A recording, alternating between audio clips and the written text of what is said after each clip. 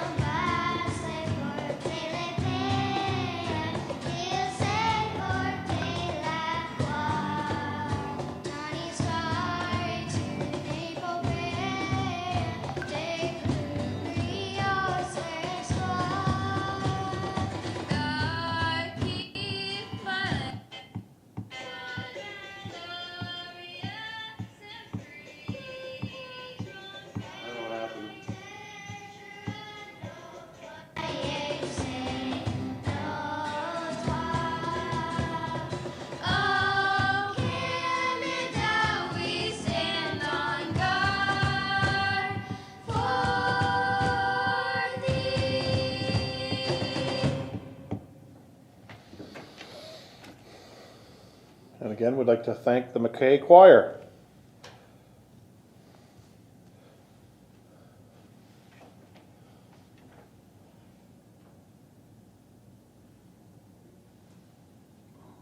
Okay, councilors, we're on to proclamations. We have one this evening. I'll have councilors Beauregard and Bodner move this, that I, Bill Steele, Mayor of the City of Port Colborne, do hereby proclaim April the 2nd as World Autism Awareness Day. Councilors, please raise your hand in favor. That's carried unanimously. Thank you, Council. Next, we have the adoption of the agenda. Council, if you could bear with me, can we just move item 9.2 ahead? What I'd like to do is once we've declared those items that are being pulled and then vote on those that are remaining, I'd like to pull 9.2 up to the top. Our planner, David Schultz, that's the only item that he may or may not even be speaking to this evening. So instead of him hanging on all night, we can let him go. So I'll if I can ask that in your indulgence, if we can approve the agenda of that, okay. I'll have Councilors Kalaliff and Desmarais move the agenda. Any questions? All in favor, raise a hand. That's carried. Disclosures of interest. I have one disclosure of interest tonight. Councillor Beauregard has declared a conflict of interest on item 9.1. Any others, Council? Seeing none. We have two sets of minutes, Council. I'll have Councillors Wells and Bruno move the regular meeting of Council March 8th, 2021 and the Committee of the Whole budget meeting March 11th, 2021. Any questions on those minutes? All in favor, please raise your hand. Well, that's carried.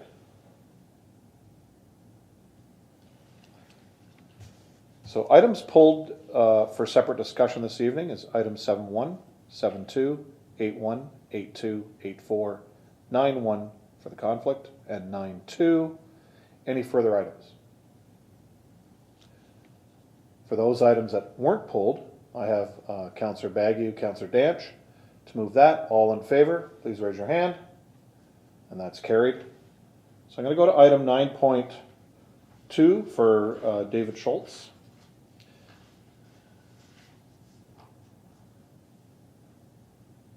Item 9.2 is moved by Councillor Bruno, second by Councillor Bagu, is a letter sent to the City of Port Colborne regarding the Niagara official plan process and local municipality conformity. That's being sent to us from the Niagara region. Councillor Bruno. Thank you, Worship. I'd asked this to be pulled because for those who were around a number of years ago when ROP was adopted and had to go to the region, we had put forward some development areas that we wanted to look at in the city, particularly, I believe it was south of Highway 3 and south of Calais Street East, whether they could be estate residential, 2.5, 3 acre, 4 acre lots, and at the time, we supported that as a council. It went to the region. They said no. And I think we eventually had to throw in the towel. Perhaps it was the province. Maybe rules have even gotten stricter. But, we were starving for development then, and there was a demand for that. And I think you just look around rural Port Colborne and you see a lot of big, beautiful homes with some property to them so they can support septic or not. I'm not suggesting this evening what we do or do not ask to be looked at by the region. Through you, I wanted to ask our planner, is this report signaling that municipalities can now have the opportunity to bring forward changes they would like to see in the Niagara official plan for 2022? And secondly, if the answer is yes, how do we go about doing that? Are they ad hoc recommendations? Are they things planning can do a report on? Or do they need to be raised with a majority on council? I just want to understand this process because I wasn't around when Niagara Region last reviewed its OP. Mr. Schultz? Thank you.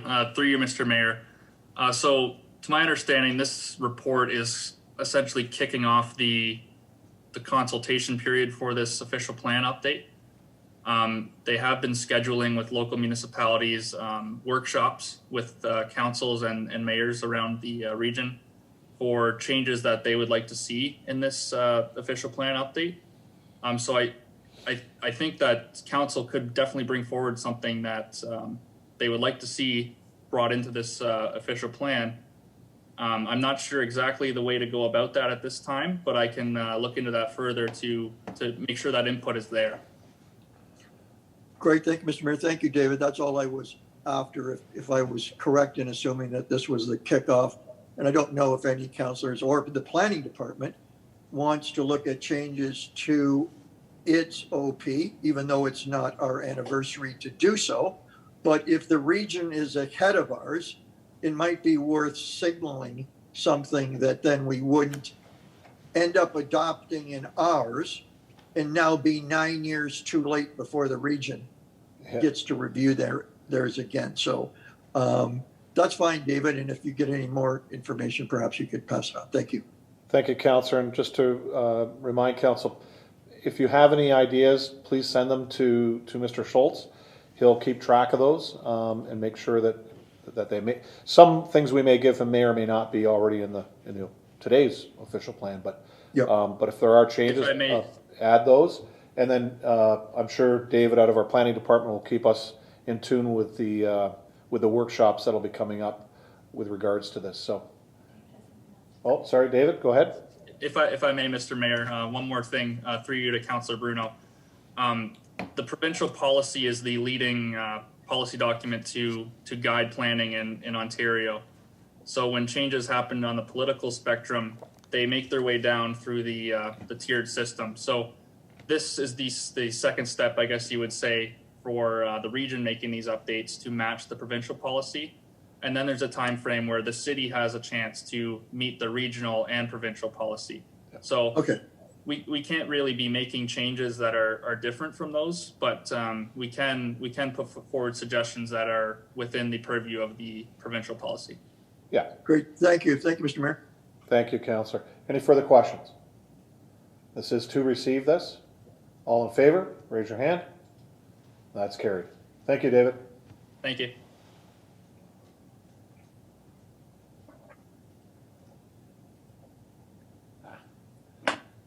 Okay, so we are on to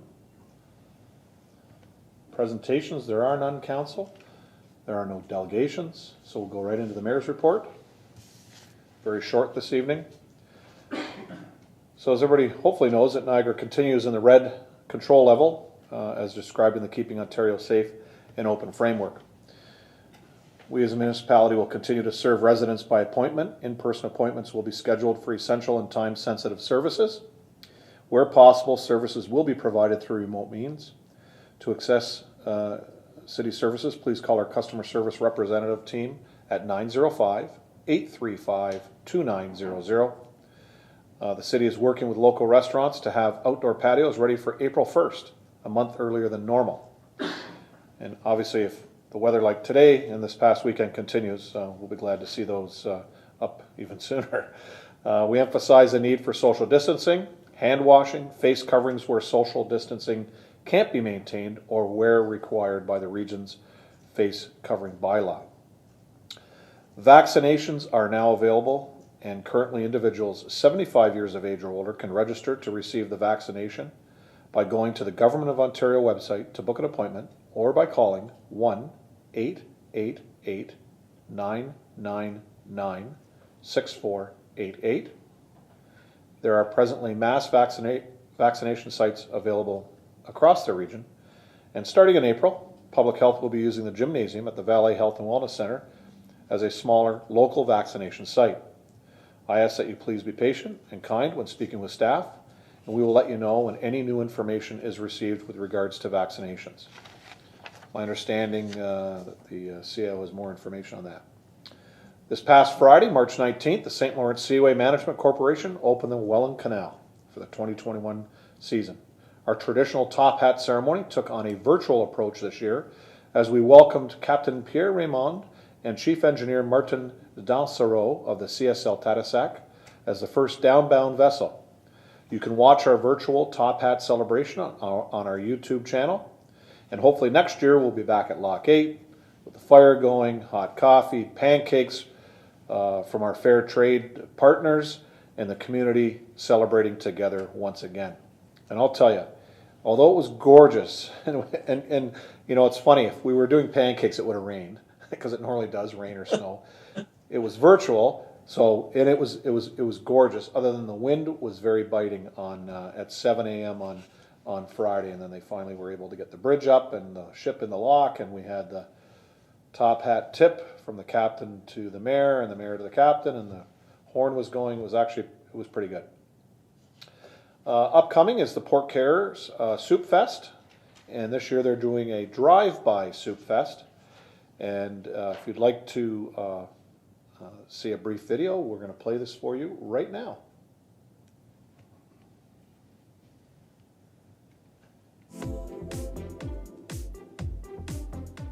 Thank you, residents of Port Colborne, Wainfleet, and across South Niagara.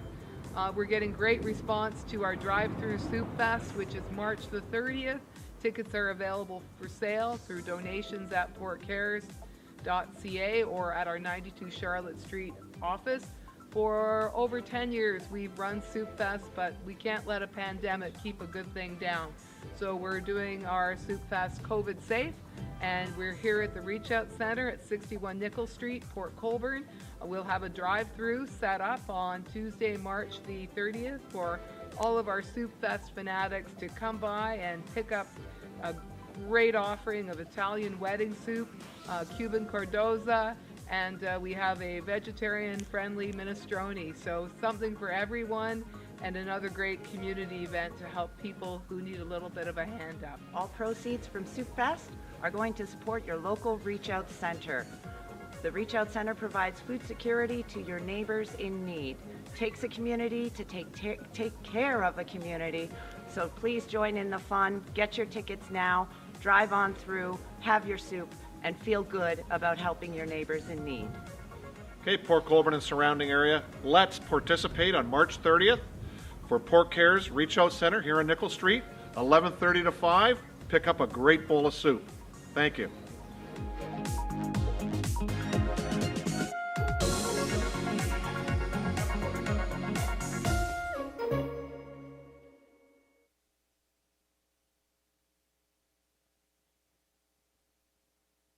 Great. So just to remind everybody, Tuesday, March 30th, from 11:30 to 5 p.m., Port Care's Drive-Through Soup Fest. Please go to Port Care's website to purchase your soup tickets. And as what they said in the video, 3 great kinds of soup available that day. So please support our local initiatives. Anyways, council, that's it for the mayor's report this evening. Thank you, and we ask everyone to please stay safe. Any questions? Seeing none. Councillor Butters is not available this evening. Correct? Correct, okay. Any questions with regards to regional business? Now, our next meeting is this Thursday, so really nothing new since our last council meeting. So, but if there's anything, please send an email to either myself or Councillor Butters, and we'll get those answered right away. Appreciate that. Now is staff remarks. Staff, any information for council? Sure. CAO, thank you. Yes, through your worship to council this evening, it has been my practice since last summer to typically, well, I think every month, bring a COVID update from the city operations perspective to the second council meeting of the month, which of course is tonight.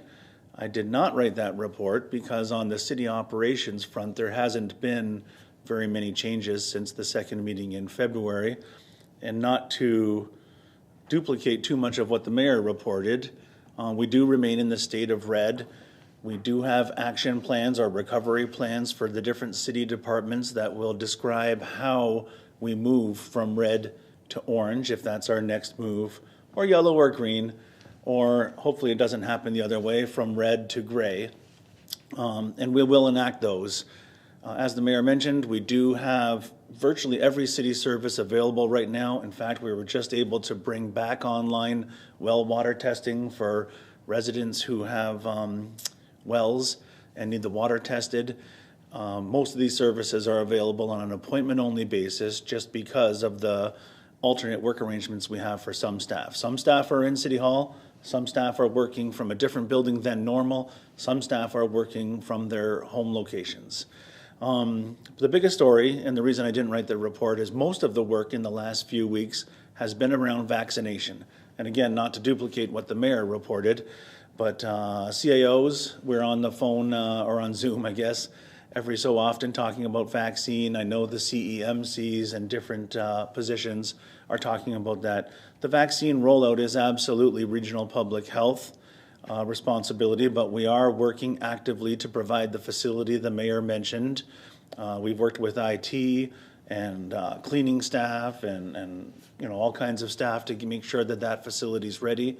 I do have good reports from a conversation I had with the Niagara Falls CAO. Their first vaccine immunization clinic was last week at McBain Center in Niagara Falls. Public Health did a very good job of pulling it off. There were, you know, kudos all around on how well executed it was, and we expect the same for the Port Colborne location.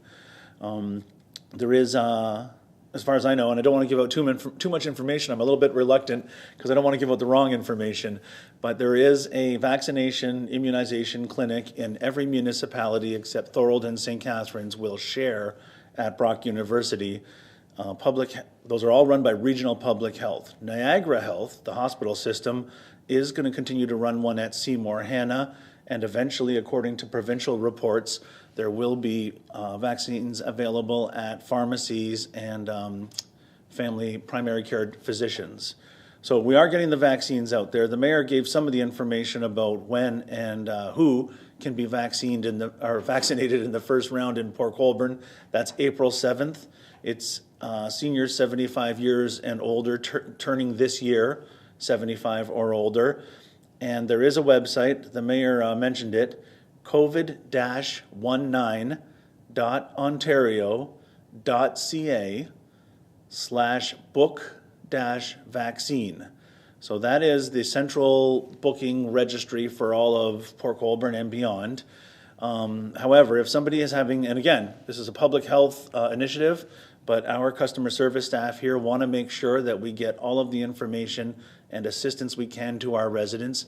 So if any resident needs help getting booked or getting located or getting information, please send them to City Hall switchboard 905-835-2900. We do try to live answer every single phone call. The only time you would get voicemail is after hours or when all of the CSRs are already on the phone with someone. They could call a council member and the council members could call us, or they could call us directly and we'll get the information into people's hands. But we are working away at it actively, and we do hope that it's a very successful initiative through the spring and summer. And I expect that I will have a COVID update at the second meeting in April next month. Thank you, Mr. CAO. Any questions? Okay. Next staff member. Any other staff have anything for council? Councillor. Oh, sorry. You guys keep jumping around on my screen. Sorry, Councillor Wells, your hand's up? Yes. Thank you, Your Worship. Through you to Scott, or maybe somebody else might know it, but I understand that some of the pharmacies are also providing vaccinations. I believe Bogio's is one of those that are taking appointments for that as well. Do you know anything about that, Scott? Amber? At this time, none of the Niagara pharmacies are up and running with their vaccination clinics, but there is ones available from, I believe it's age 65 to 75 and maybe a little bit older. So there will be pharmacies opening shortly. So if Bojo's is already taking appointments, that is news to me, but they may be up and running shortly. On the website that Scott Louis provided, though, is a list of all the local and non-local pharmacies that you can book appointments at. Councillor? Thanks, Amber. Thank you, Councillor Wells, and we'll make sure that our CSRs who people contact first will have that information. There's also an agency out there that are giving rides to vaccines. I believe it is free, and that has been handed down to our staff. That came in, I believe, late Thursday or Friday. So if anybody needs a ride, please call our CSRs. We'll make sure they have that information. And again, if anybody needs anything else, aside from the City of Port Colborne, you can always log into Niagara Public Health website. It does have all the links to the provincial portal and all the lists of all the sites. And I'm sure the pharmacists that'll be in Niagara will be on that as well once that's settled by the province. Councillor Desmarais.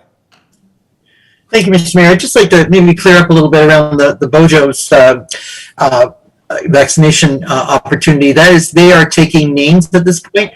You can go online and register with them, but there are no appointments available yet. And anyone over 60 can do it. So that's where that is right now. I know because I registered myself, so that's where that is. Good. Thank you, Councillor. We appreciate that. Any further questions or comments? Okay, staff members, any further for council? Nothing further? Okay, councillor's items, I'm going to go across the top. Actually, no, I'm going to start in the bottom right this time. I'm going to start with Councillor Danch. Anything for staff? There you go. Thank you so much for starting with me first there, Mr. Mayor. No problem. Hey, just a couple points there. It's spring is in the air, and I know a couple weeks ago I spoke about cleaning up the community and that, and I was out for my morning walk this morning, and I think people actually heard me because there's a lot less Tim Horton cups out there and some clear plastic bottles that I've been noticing, and they're gone. And I thank anybody in the community that went out there, and I'm still willing to give away those plastic bags. My second point of interest, and maybe I'm out of order here, but with all the trucks that we're getting going into our industrial park and leaving, and I know this was talked about years ago, I just wondered why we don't have a trucker's lane when we're heading northbound off of the Invertos there, or I'm sorry, Stonebridge, when we're leaving town. I mean, these guys bring their trucks in, whatever, they're pulling out a JBL, Thurston machine, whatever's going on. They've got no opportunity to get out there unless somebody's not coming down the hill at Highway 58. I just wonder if maybe we could, I don't know, send something to the MTO. I know they're tough and they're crying and whining about the frogs on the side of the road or something like that. But, we've got one for a left-hand turn and we've got an accessibility lane to the right. Why don't we have one when we're leaving town to give these guys a bit of a break and the guys that are coming down 58? I just want to, I don't know who we're going to start with, but I'd like to see something done with that if we could. Yeah, we can take that through Mr. Kalamoto's department. I know probably 10 years ago, or if not even a little bit more than that, we had asked. It was turned down at that time. And the CAO, may correct me if I'm wrong, I think last council may have sent a letter and were turned down. But we can certainly send it again. And then we can also make our contacts within the provincial government to see if we can prod them along. I do agree with you, Councillor, that it needs to be a longer lane through there to allow the trucks to get up to speed in order to merge into traffic in a safer fashion. Thank you. That's all I have for tonight. Thank you. Good. Thank you, Councillor. Councillor Baggio? Thank you, Mr. Mayor. Oops. Knocking my stuff over here. Just a couple concerns. I had them written on the city computer, and I forgot to transfer it over to the other computer because I couldn't find it on the city one. But anyways, Mr. Schultz has got it. I did have a question regarding the carrying a property behind Debbie Crescent and Kathy Crescent, and I said that in earlier today, but apparently I won't get answered today because Mr. Schultz is gone. So I'll bring it back next meeting. Maybe Mr. Schultz can have an answer for council next meeting. Second concern is I talked to Director of Operations about some traffic calming on Clarence Street around the Clare Avenue and that. I'm just wondering what he has for us. Mr. Kalamoto? Through you, Mr. Mayor, yeah, we did take a look at Clarence Street. Actually, one of the first things that we're going to be doing is putting up the speed limit signs. There are a lack of those in that area. So it is a 50-kilometer zone, 50-kilometer-an-hour zone. So those are the first things that we'll be doing as staff. We're also going to be taking a look at maybe reflectors or temporary speed humps or what have you, some additional traffic calming measures. And again, residents are also welcome to put up some lawn signs that are also available. So those are some things that we're going to be looking at, but starting with the actual speed signs would be the first thing to do. Councillor Baggio? Thank you, Mr. Mayor. One thing I forgot to tell the director was I did contact the Niagara Regional Police, the Staff Sergeant Park Colborne, and the local police have been doing some traffic calming procedures in that area, plus around the two schools, Steele Street and I guess St. Teresa. So thank you very much, Director. Okay, thank you. Councillor Bruno? Thank you, Worship. This would be to Chris or Steve if he is there. Chris, thank you very much for the comments you gave during the rate and water and wastewater debate with respect to those low-hanging fruit streets, and if we can get something up and drawn and a tender out and a shovel in the ground. I'm going to reiterate my rant about Erie Street. So I checked with your department, and 7 of the last 10 breaks in the city have been on Erie between Kalali West and Union Street. Took a drive by there. There are indeed, but not from these 7, I don't believe, 7 actual road cuts in that 2-block section. The sidewalks, because the ends are now handicapped accessible. You can no longer see Chester Wichman's scrolling at the end of the thing with his date stamp as to, or Chester Johnson, I beg your pardon, scroll as to when that sidewalk was put in. But I venture a good guess that most of those 2 sidewalks in those 2 blocks are vintage him, except from some patch repair. So the only thing we don't know about is the storm sewer.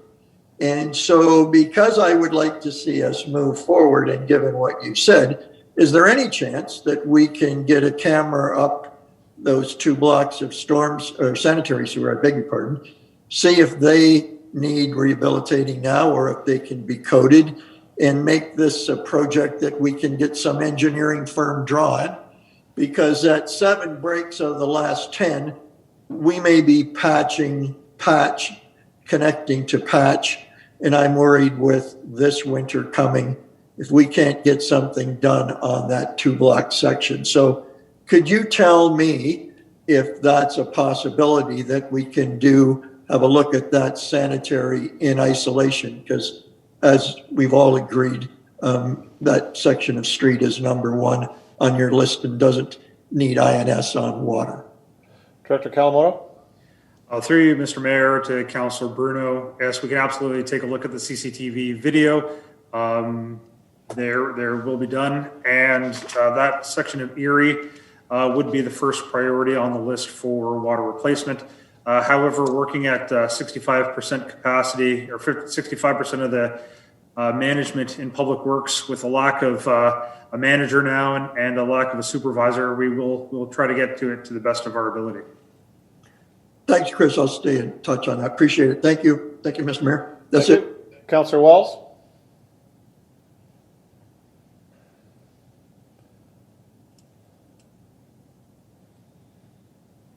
Thank you, Mayor. I have nothing this evening. Great. Thank you, Councillor. Councillor Desmarais?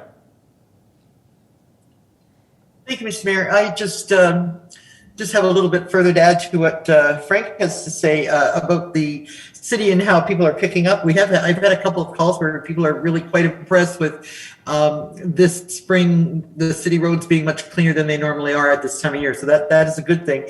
But I've also had several calls. I think the nicer weather has brought people out walking with their animals.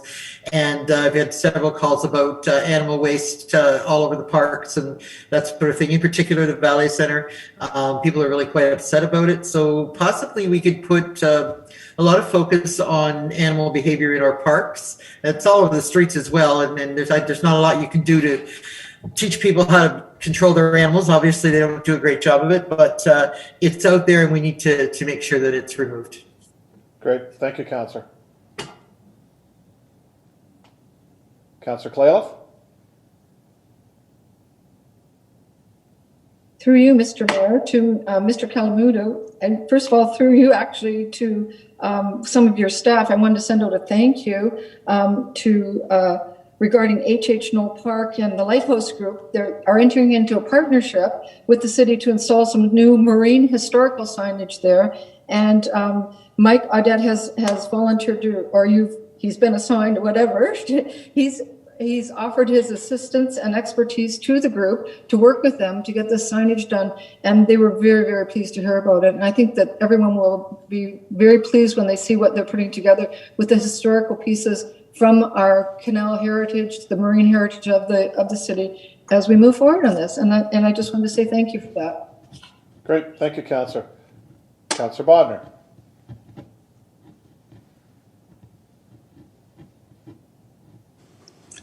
Thank you, Mr. Mayor.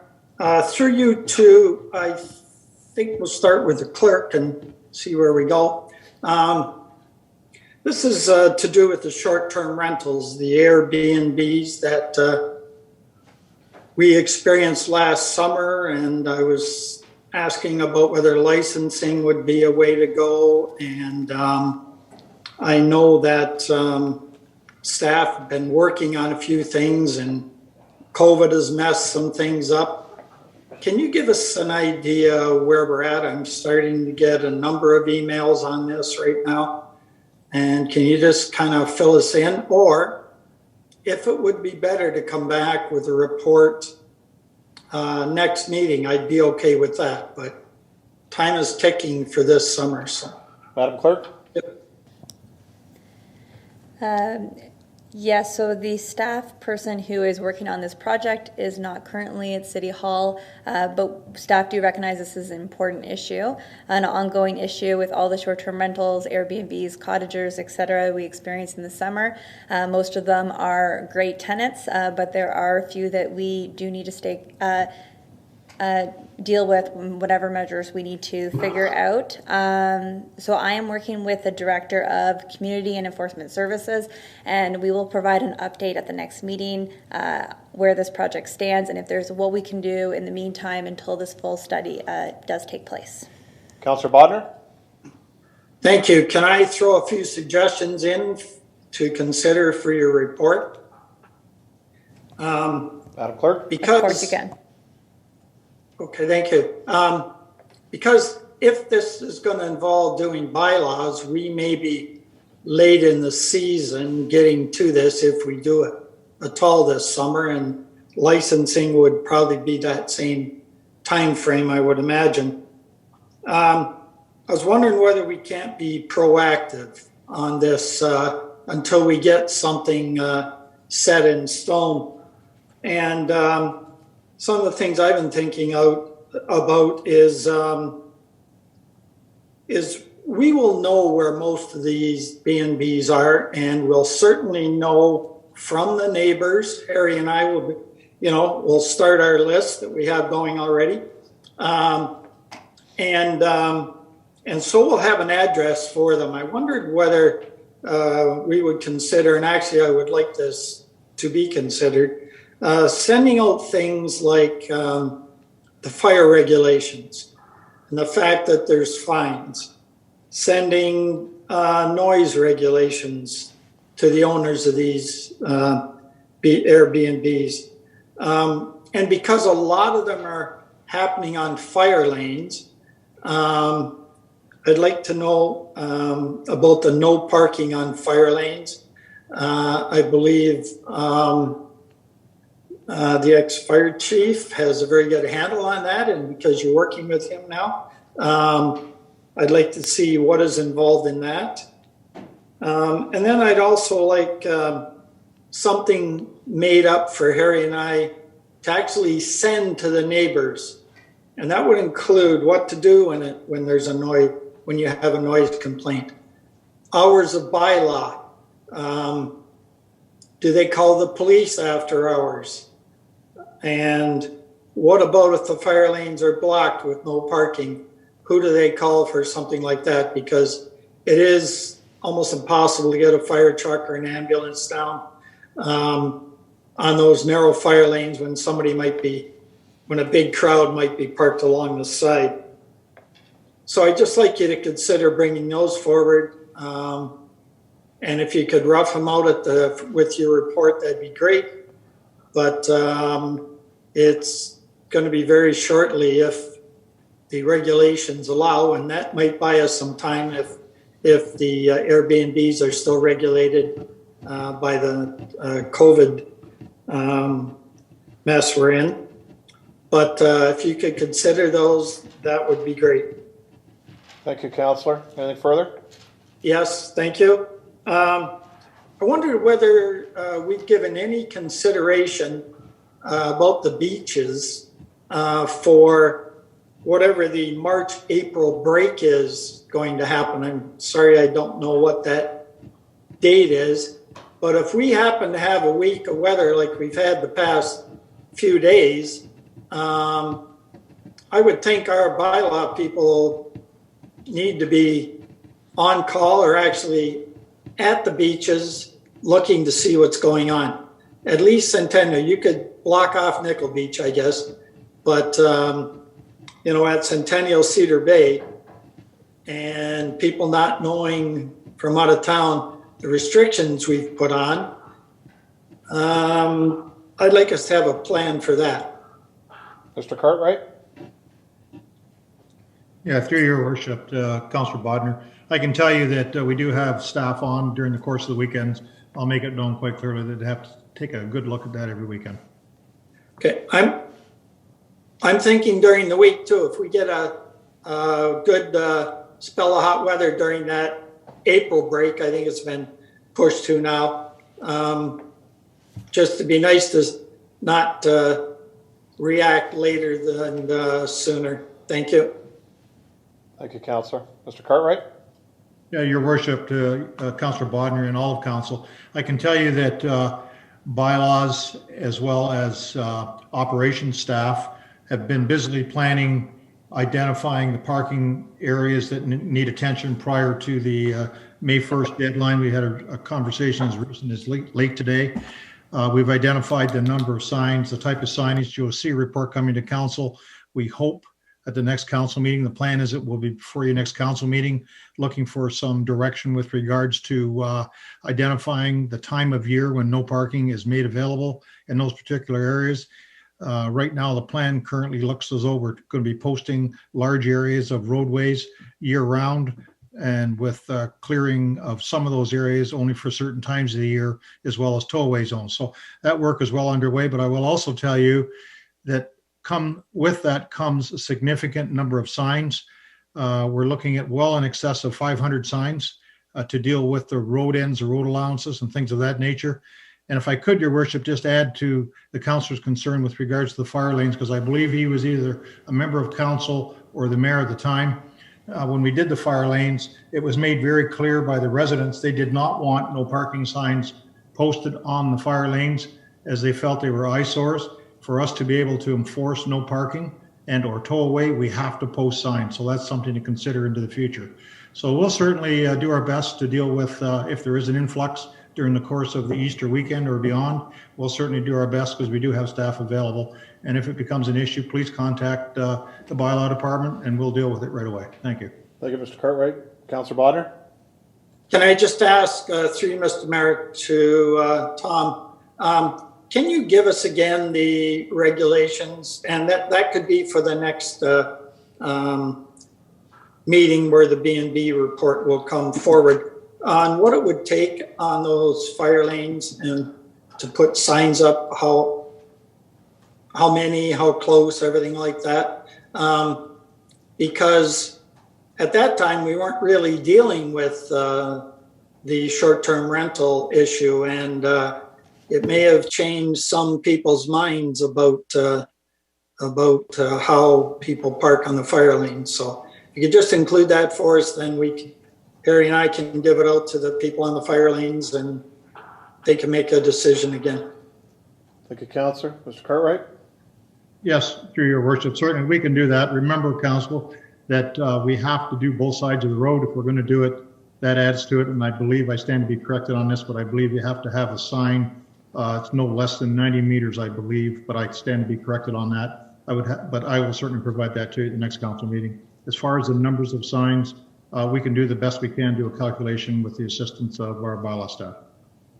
Thank you, Mr. Cartwright. And with regards to fire lanes, because the majority are privately owned, and when you did the initial agreements with each, I guess, group, what Councillor Bodner was talking about earlier about getting some rules out to them, do we still have the contacts for each individual fire lane organization that looked after the fire access and ambulance access when you did this a number of years back? Is this something that we should be sending to their committees, that we can at least have them tell their homeowners on each of those fire lanes? Because I know it's a touchy subject because we don't own all the fire lanes. We only own a few of them. That's correct, Your Worship. And certainly I do have that information. In particular, I've got every homeowner, not necessarily totally up to date, but I do have every homeowner. It's available to us. The issue we get into when sending letters is that a lot of times it takes a significant amount of time to get to the homeowners, who a majority of them are out of the country or in places that aren't necessarily close at hand. If council or council members do have association members information, I have some, but please forward them to me, and we can certainly ensure that we get the information shared as best as possible. Great, thanks. Councillor Bodner? That's fine, thank you. Good, thank you. Councillor Beauregard? Through your worship to Director of Public Works, just to go further on what Councillor Desmarais was talking about in regards to dog feces, in particular the valet. I was wondering if we would be able to also include there the garbage dog poo bags that we have that on West Street, but we don't have any in any other location that I'm aware of. Maybe by having those installed in there, it would encourage people to pick up after their dogs. Mr. Kawamoto? Through you, Mr. Mayor, to the councillor, that is definitely something that we can look into and see if we can supply some, a post with the bags, the box on the bags. Yeah, we do have a number of dispensaries that we do put in the parks. Maybe if you can get a hold of Mr. Adet and see if we can maybe get those out earlier this year, since it looks like we're going to have this weather right to the end of March and into April. You know, as Councillor said, you know, it is gorgeous out. People are walking their dogs. Majority do pick up after themselves, but there are those that don't. So if you can get Mr. Adet to maybe get those out. And also, if within your budget, Mr. Kawamoto, if there are areas that aren't covered, that we can start getting those dispensaries in those parks that may not be covered at this time. Is that okay? Yes, Mr. Mayor, through you, yes. Great. Councillor Beauregard, is that fine? Yes, and that's all that I have. Great, thank you. Councillor Clayliff? Could I also make the suggestion that the problem with the doggy bags is that a lot of people make use of doggy bags and they leave those with the dog feces in them on the road. If there's not waste paper baskets there close to where they are, they do, you know, it amazes me that people will pick it up and then they'll leave the bags of poop around where you're walking. So just a thought, if they could be located sometimes even close to waste paper basket, you know, waste disposal, it might help a little bit too. Don't know if it's possible, but suggestion. Thank you, Councillor. Councillor Desmarais? Thank you, Mr. Mayor. Councillor Beauregard's comments just triggered something that I had wanted to ask and I had forgotten about. But we've often talked about putting sharps containers in public spaces, in particular in our parks. And with the spring coming and the families being out there using those parks, it becomes even more important that we get something to catch these needles and dangerous items that are being left around. So I would really appreciate if we could get going on that. We've talked about it for a few years. It's supposed to have been budgeted, but it's never happened, and it needs to happen this year. We have to have a place for people to put these items in. So if you could see to that, I would really appreciate it. Okay, Mr. Kawamoto, can you talk to Mr. Bowles with regards to that, see where we stand? Through you, Mr. Mayor, to the councillor, yes, we can take a look at that. There is specific training that is needed, and there's only certain people that can collect those. So we would have to work with public health or whomever to do that. So it might be a little bit longer than right away, as we don't typically do that as staff with regard to collections of those, but we can double check to see who does and work with public health. Okay, Councillor? Oh, turn your... Yeah, sorry about that. I totally understand the need for the training to actually empty the containers, but if they were out there and they could have a chance to be full, that would be a good thing. And that could happen right away. That's something that we should be able to look at because those needles are certainly out there and kids are exposed to them and so are animals, and that shouldn't happen. Great. Thank you, Councillor. Okay. Anything further, Council? Great. Thank you, and thank you, staff. Now we're on to consideration of items requiring separate discussion. Start with item 7.1.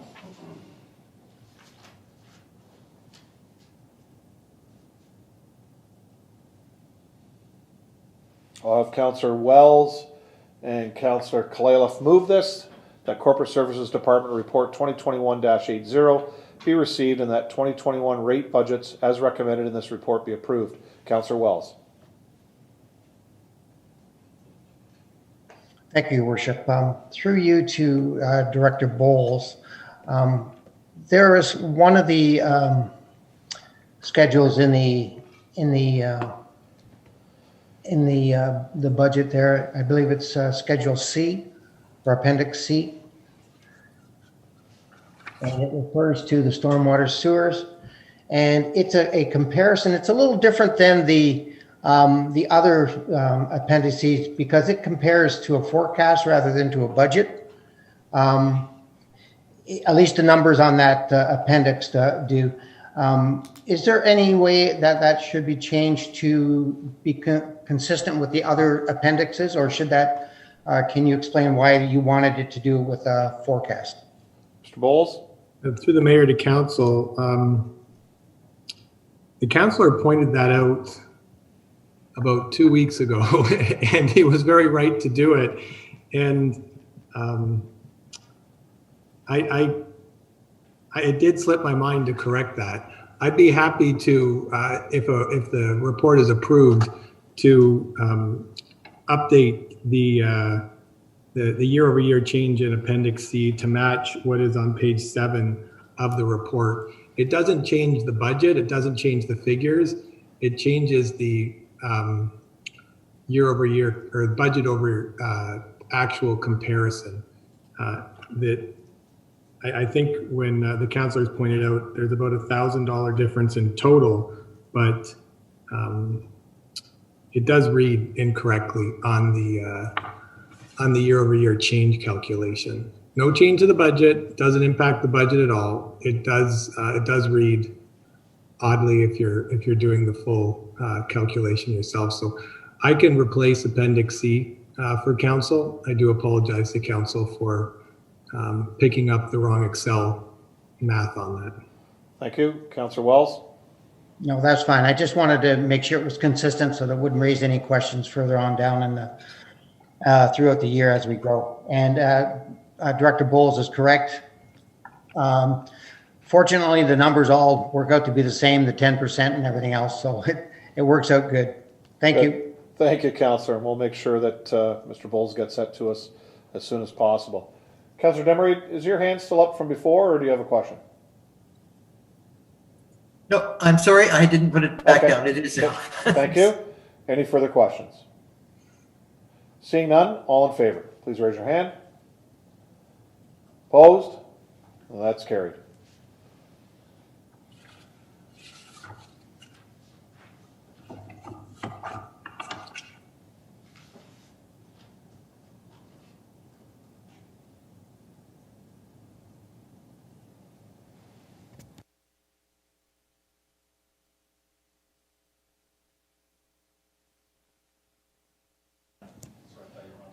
Yep, no problem.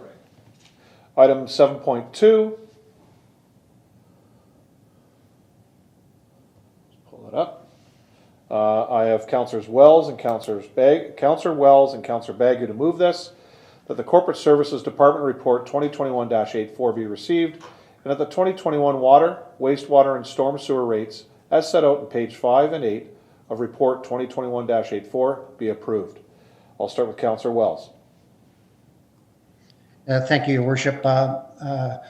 Director Kalamoto and I have been sending back and forth some correspondence today, and he's addressed it in the amendment showing on the map of the which was attached to this has been corrected as appropriately to our conversations. So that's been addressed. Okay, thank you. Anything else? You're all set, Councillor Wells? Yes, that covers me off. Great, thank you. Councillor Bagu? Thank you very much, Mr. Mayor. Since Mr. Shipakowski was the author of this, 7.2A, the memo from Mr. Shipakowski, it states that staff would accept applications from property owners to dispute an inclusion or exclusion of a property from the urban storm drainage boundaries. Staff would investigate the dispute and update the mappings and billings accordingly. My question to Mr. Shipakowski or the director is, in cases of an appeal, where would the applicant go to?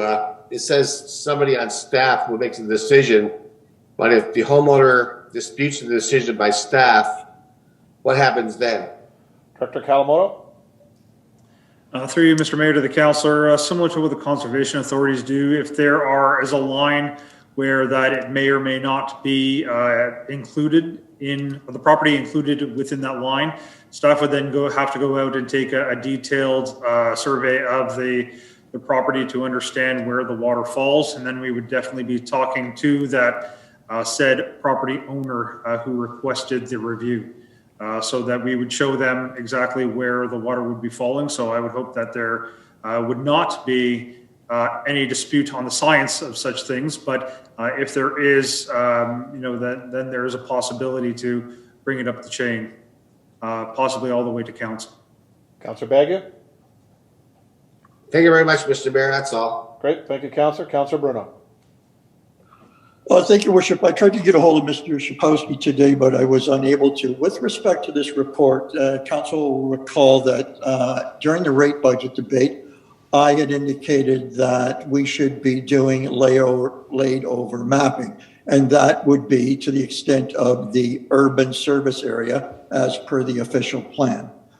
Spoke to Mr. Schultz today, if he or his department had been asked for the OP map of Port Colborne to do a layover. It had not. Spoke to Mr. Louis this morning and explained my concern that that layover was not done. Spoke with respect last couple of weeks ago that there were residents willing to pursue this to the highest level with respect to the drainage boundary potentially not corresponding to the OP. So if I could start off with, through you, Mr. Mayor, to Director Bowles. Mr. Bowles, with respect to the storm sewer area being billed and not billed, when do you need this for your tax billing? Mr. Bowles? Yeah, through the mayor to council, we need the storm sewer rates approved by the second meeting, the second council meeting in April. So if I have it approved by the second council meeting in April, we'll come back the first council meeting in May and have the total city tax rate, including regional, education, and the storm sewer, all approved in one final bylaw, and we'll follow through with billing installment 3 and 4. So the second meeting in April, I need it by. Thank you.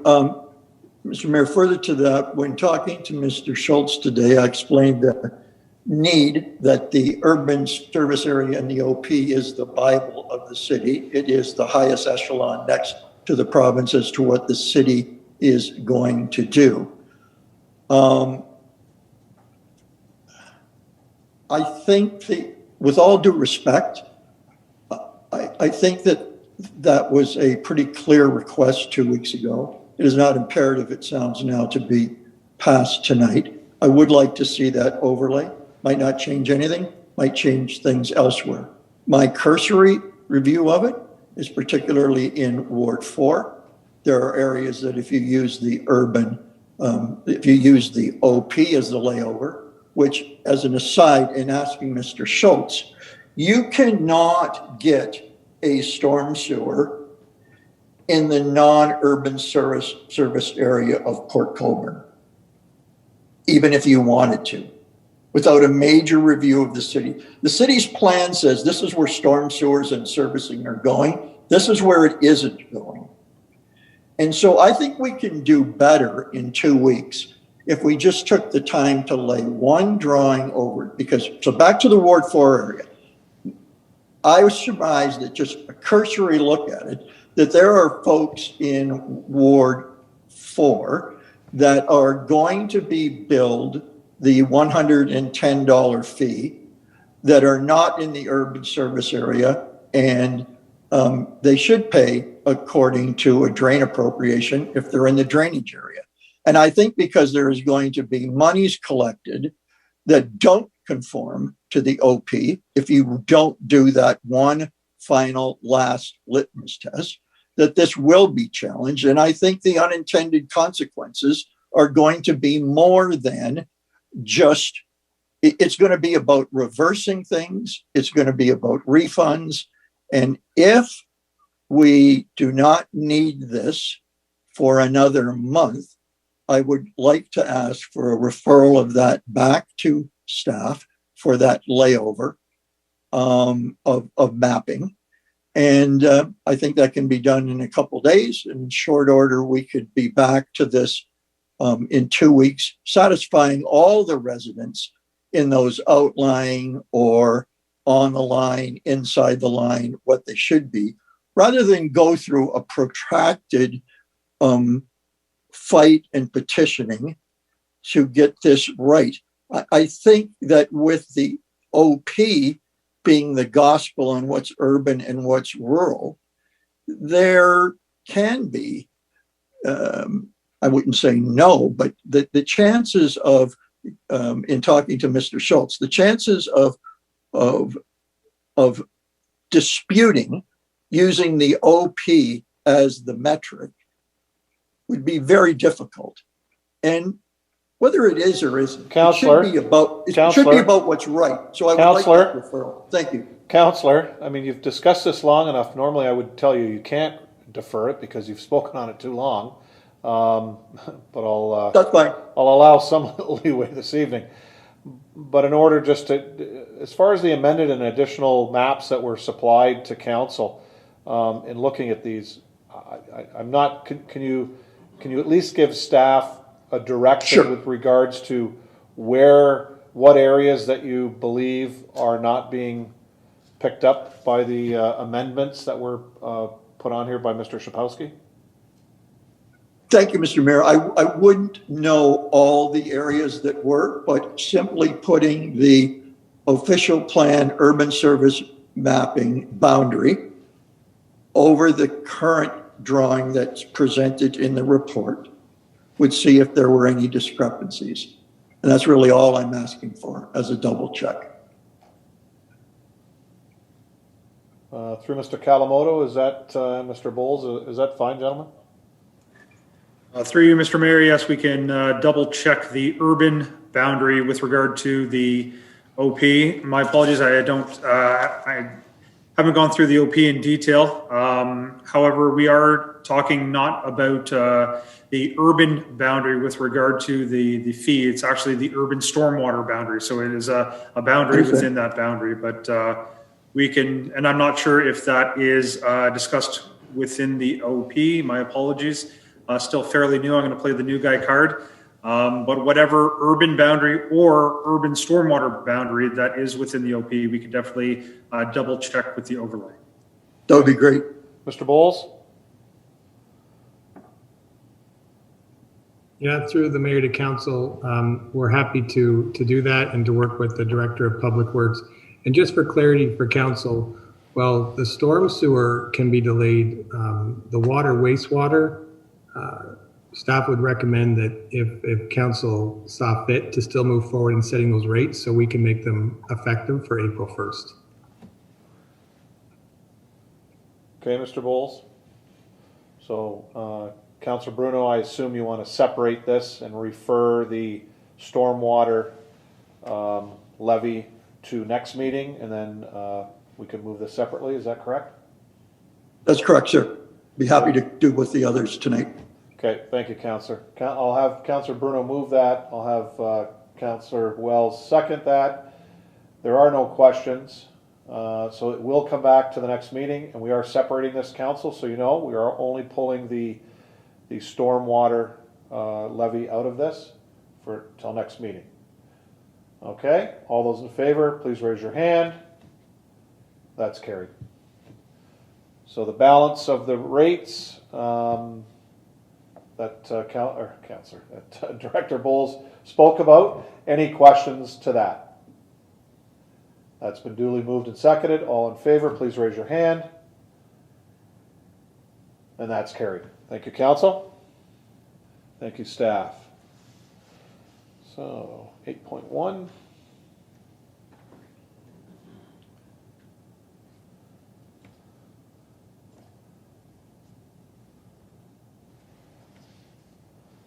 So next is 8.1. I'll have Councilors Wells and Bagu move this.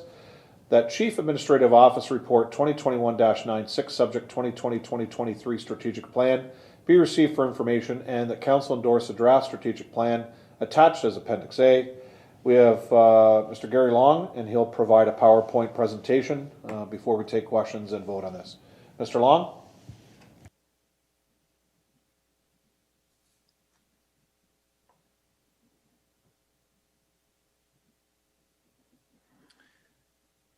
Okay, can you see me okay? Yes, we can. Okay. Thank you, Mayor Steele, and good evening, Council. On behalf of the city's corporate leadership team, it's my pleasure to present the draft 2020-2023 strategic plan. Next slide, please. So staff have prepared this plan. It's currently in draft format. Tonight, there is an opportunity for council to provide comments. Council is certainly in a position tonight to approve the plan if they so wish, but I want to be clear up front that this is a draft plan. From staff's point of view, we feel that is final, but it's really now in your hands for your comments and input, and we would take any comments, revisions back to the drawing board, incorporate those into the strategic plan, and then bring a final plan to the April 12th council meeting for your approval. Next slide, please, Deputy Clerk.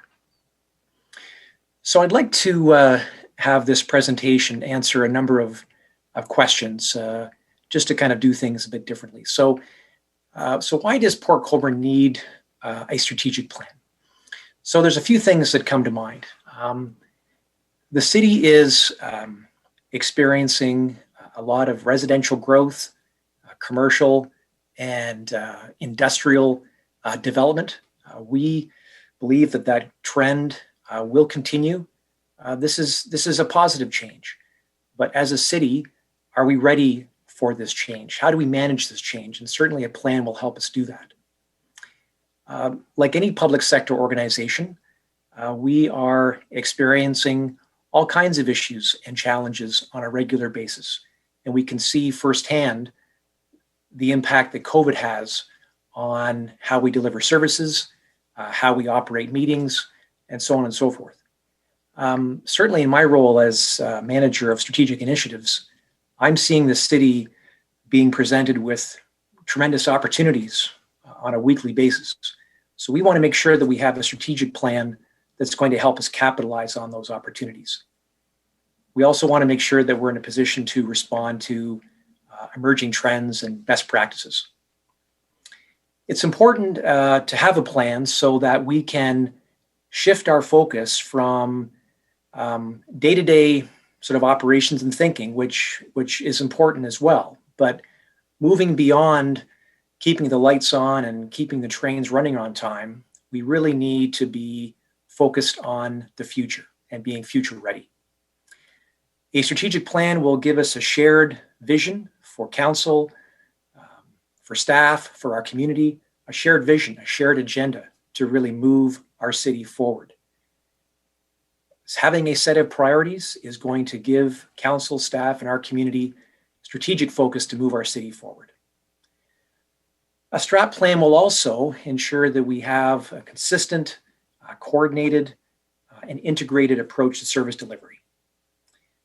A strategic plan will also give our staff a line of sight so that they can see how their day-to-day responsibilities are connected with the mission and the vision of the city and the organization.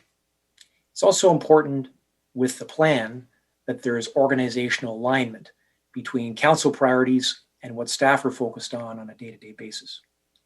And this plan will also help council with decision-making as well as allocating both financial and human resources.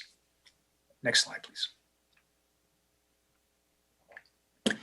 So how did we get here? So this was before my time, but it's my understanding that there were roundtable discussions that were conducted by a facilitator. And from those roundtable discussions, key themes and statements and priorities were developed along with some action items. The strategic planning project was well underway, but it was sidelined because of COVID in March 2020. It was later revisited in the fall of 2020, and since that time, there have been numerous discussions with members of council and senior staff, and it's certainly my pleasure to present the draft plan tonight. And I certainly want to express my thanks to all of you for your input. Next slide, please. So here are the key, so the what, here are the details, what's in the plan. So our vision statement is a vibrant waterfront community embracing growth for future generations. Now that has its origins from the roundtable discussions. Some key words, some key phrases came out of that. This seemed to be a theme and direction that a majority of participants wanted to go in. It's been tweaked slightly. We believe that this statement is relevant today, and it's something for us to work towards and something to aspire to for the next 5 years, the next 10 years, the next 20 years. A mission statement to provide an exceptional small town experience in a big way. We are an exceptional small town, small city, and staff in every corner of the organization is going to provide an exceptional level of service. We're going to surprise you in a big way. We're going to surprise you to the upside in the kind of service that we provide. There's so much good work taking place behind the scenes with council support regarding enhancements to how we do customer service and having really an integrated service delivery model across the organization. This statement is something that each and every staff person is going to take to heart and will be part of their DNA as we deliver public programs and services to our residents and businesses. Next slide, please.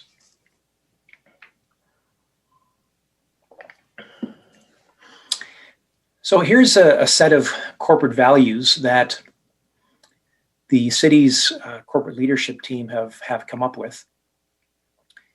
These are, well, they're values, they're guiding principles, they're beliefs that will really help to create a standard of behavior and really create the kind of culture that is important for our organization so that we have a collaborative approach, so that we have the culture and the engagement of staff to really deliver on council priorities and provide the service that you expect us to do or expect us to deliver.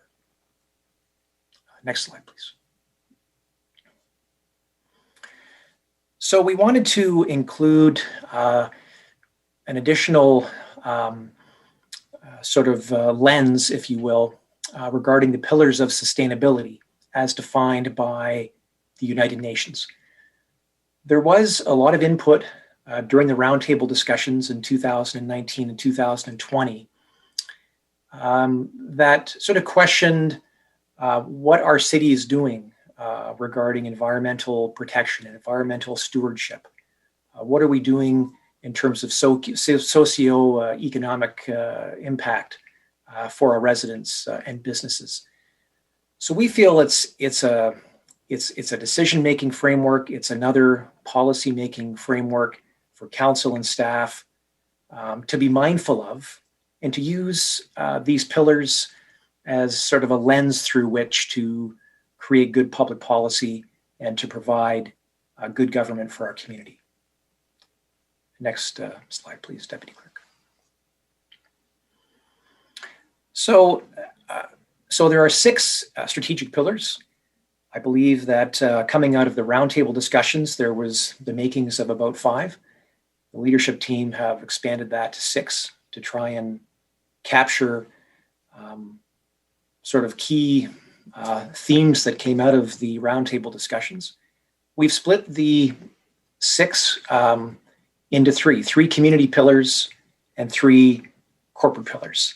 So the community pillars are the ones that are really for the direct benefit of our residents and businesses, where the corporate pillars is really about how we are operating and managing and leading as a public sector organization. What are we doing internally as a team being council and staff, to support the community pillars. Next slide, please.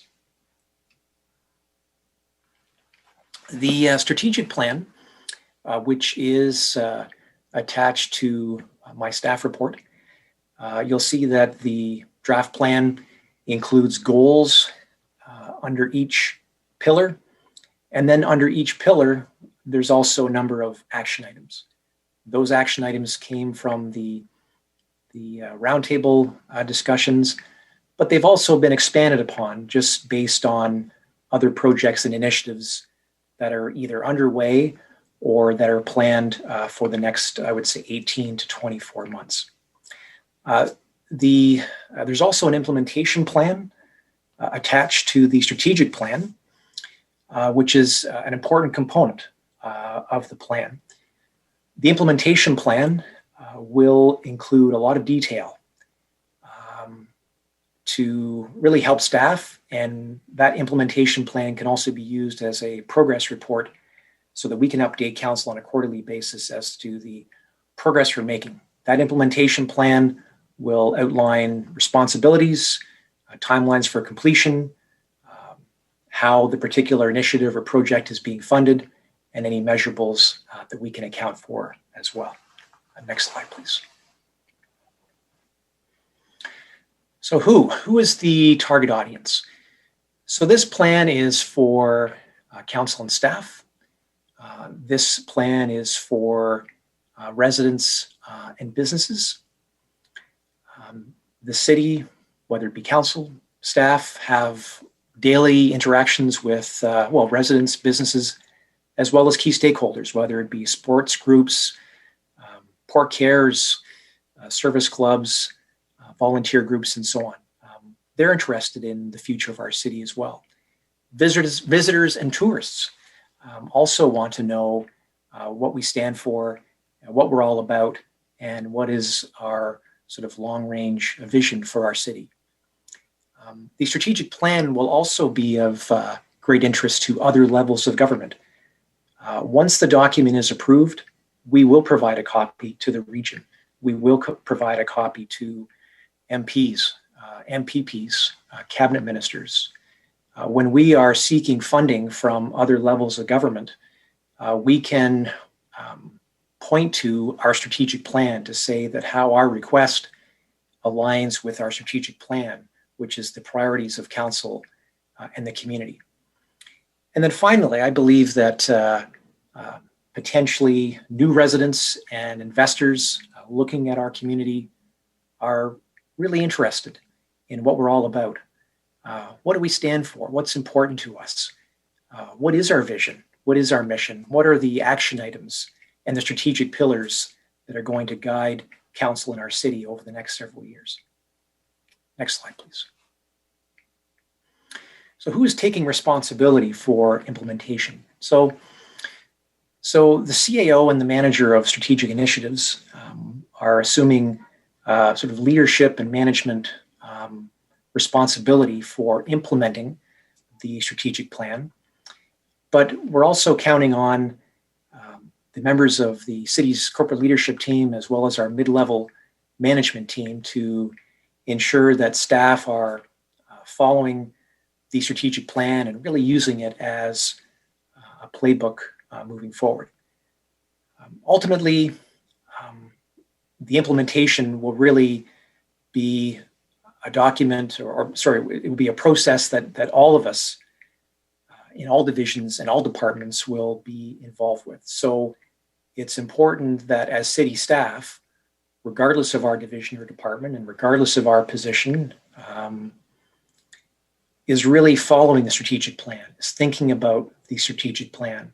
How is what I'm doing on a daily basis, on a weekly basis, on a monthly basis, how can it be tied back to the mission and the vision that's guiding the city moving forward? So next slide, please. So when are the timelines for implementation and progress reports? So we appreciate the council input we received regarding the timelines for the strategic plan. Council will recall that it was a 5-year timeframe. We received really good input and perspectives to reduce that timeframe to 3 years. We've kept it as 2020 because the corporation and really namely staff throughout the organization have been working strategically. They have been focused on and working on a number of projects and initiatives that align with the pillars in the strategic plan. So we want to make sure that we recognize the good work that staff are doing. Depending on your comments tonight, we'd be in a position to bring that plan back to you for final approval on April 12th. That would be followed by probably a virtual roadshow by the CAO and myself. There would also be an external rollout of the plan with the help of our corporate communications team. And then given our commitment to being accountable and transparent about the work we're doing, we would provide council and the community with quarterly updates on the progress that we're making. I think that's the last slide. And then I know that we had something else to show you if the deputy clerk could bring that up.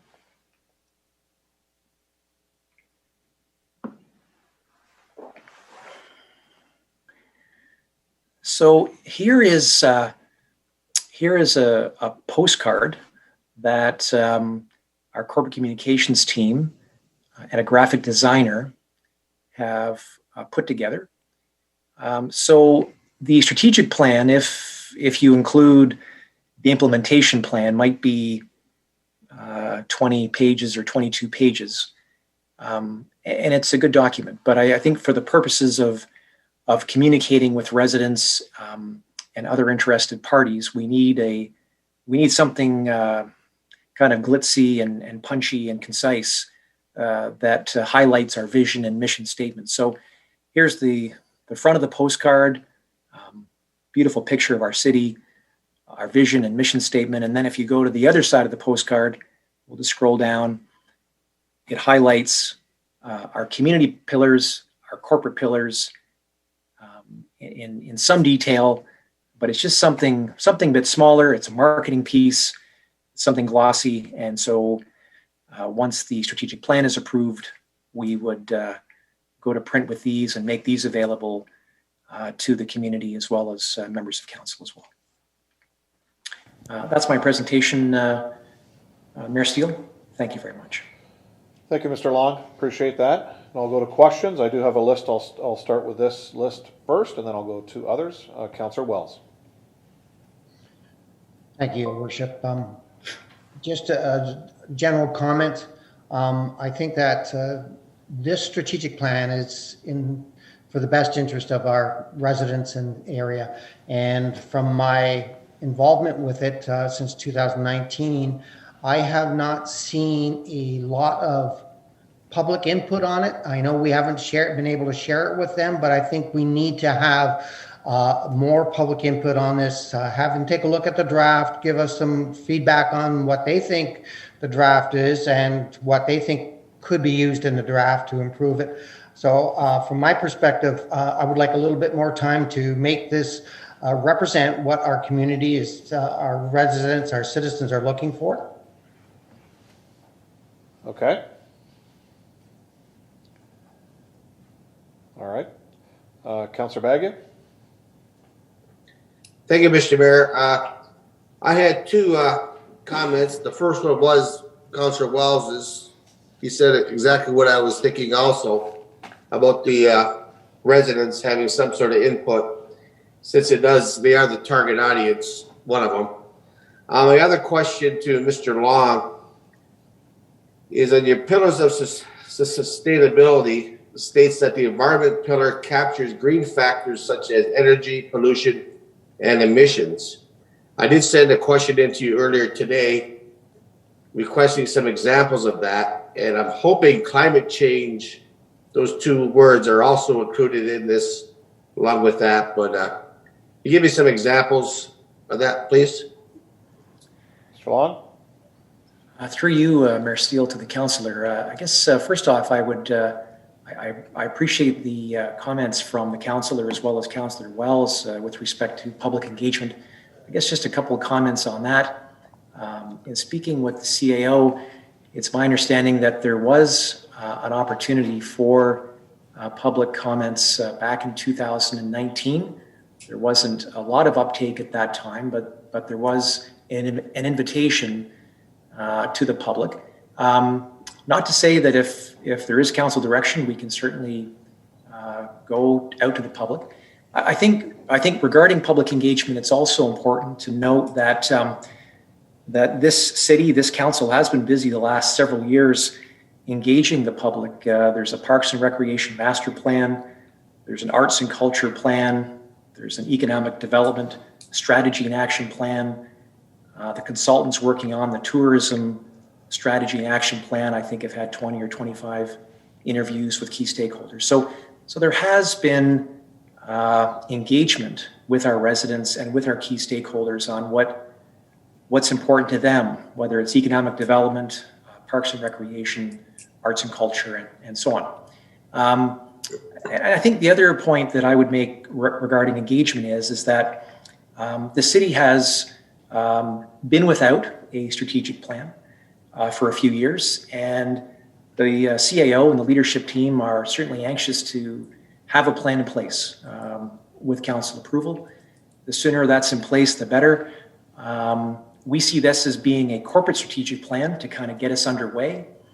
It runs till 2023, and certainly there would be a lot of engagement between key stakeholders, residents, and so on, certainly between now and then.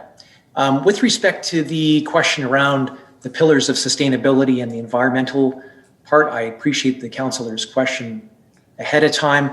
I think there's a couple of ways, a couple examples. So let's say there's a business that's looking to set up shop here and invest in Port Colborne. What is their commitment to environmental protection and to climate change and reduced emissions? What are we doing as a public sector organization to be energy efficient, to reduce emissions? What are we doing in terms of our fleet on a go-forward basis? Should we be looking at electric vehicles or something like that? So it's sort of looking externally, but also looking internally as to how we do business and how we should and could lead as a leader in terms of environmental stewardship and environmental responsibility. I hope that answers his question. Thank you. Councillor Baggett? Thank you, Mr. Mayor. Regarding the electric vehicles, it's just been announced within the last month or two or three of the major automakers are switching over to electric vehicles.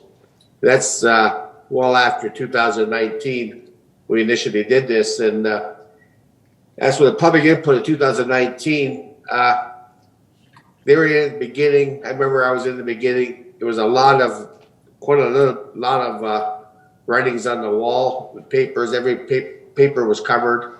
And I think it is important to have the residents and also some business stakeholders look at this update and get their input. You guys are fine tuning it and we're almost there, and I have no problem with it. So that's all, Mr. Mayor. Thank you. Great. Thank you. Councillor Clayloff? Through you, Mr. Mayor, to Mr. Long. Mr. Long, the overall plan, I'm really impressed with it.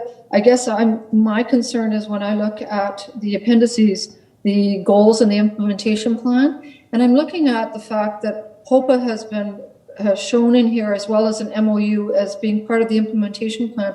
And I'm feeling a little bit uncomfortable about that, to put it into our actual strategic plan as a direction moving forward, because we've already rescinded the first MOU with them and we're at the table working at it, but we haven't come to any agreement. And I'm really not feeling that we've had enough transparency with our residents on this issue. People have talked about it, but because we have not been at liberty to speak at great length about it, as you know, I've directed a lot of people to you with their comments, and they've been pros and cons. But I just am very uncomfortable to have this as part of our strategic plan. I think it needs to be removed from it. I've never had a strategic plan actually where in my working days where they actually name an organization as part of it as a goal to work with that particular organization. On a high level, you have the whole basis for HOPA coming in there if that does in the end happen. So my question to you is, could that piece be removed, the HOPA and the MOU piece, remove it out of there? If the strategic plan is fluid, as we say, and at a later date we do reach an agreement with them and we decide that we want to move forward and it's beneficial for the city, then it goes back in. But to put it in there now as a goal without more input from our community and from people moving forward, this has it's a partnership of such great magnitude. I really feel that for us to move forward without having more input on it. To date, when I look at it and read about it, the input has all been from businesses, and most of it has been marine-based industries that are related to this piece happening. So I think that, we have to look at the overall benefits and pros and cons for the city. And as you know, you've received some of the pros on it. I've received some of them, but there are other people that do want more of this. And so to move forward with this as part of this goal and strategic plan, I think that we would be doing our citizens a disservice, and I don't think that they would be pleased with it. There's been lots in the media going on. I've been watching it. I've been listening to everything possible. Thorold's got a great partnership that they've established. They talk about their multimodal hub. I visited it. I've listened to the different webinars on it. But their implementation with HOPA for a multimodal hub is like night and day, and it's not comparable to what we're looking at for Colborne. So I just think that to move ahead with it as part of this plan is not really something that we should be looking at doing. Mr. Long? Through you, Mayor Steele, to the councillor, I appreciate that you've raised this point. I think it's a fair point, and if there's council direction, that reference to the Hamilton Oshawa Port Authority can be taken out of the plan. Instead, there could be a reference about council's interest in seeing the east side industrial lands redeveloped, or we could, and not even mention anybody. That's a possibility, or we just leave that out altogether. I think the councillor makes a good point that we envision this plan as being not rigid, but flexible. The plan has to be able to bend a little bit and be flexible and adapt and adjust to different realities. So depending on where we go with east side industrial land redevelopment, well, the councillor's right. We could reintroduce something at that point. I'm very comfortable with what the councillor is asking for. If there's council direction, we could take that out. Okay, thank you. Councillor Kalaloff? That's good. Thank you very much. Do I need to make an amendment to have that go through, or how do we handle that? Yep, can I make an amendment? Yep.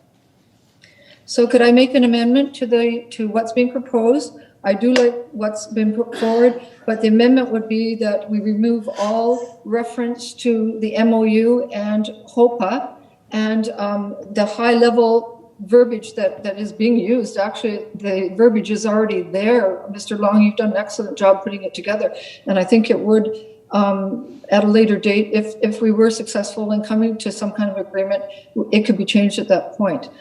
But on the other hand, I'm putting that amendment forward to just remove that piece. And if council decides that they want to put it off to a later date, I'm willing to look at that as well. Thank you. Seconder? Councillor Bruno? Questions?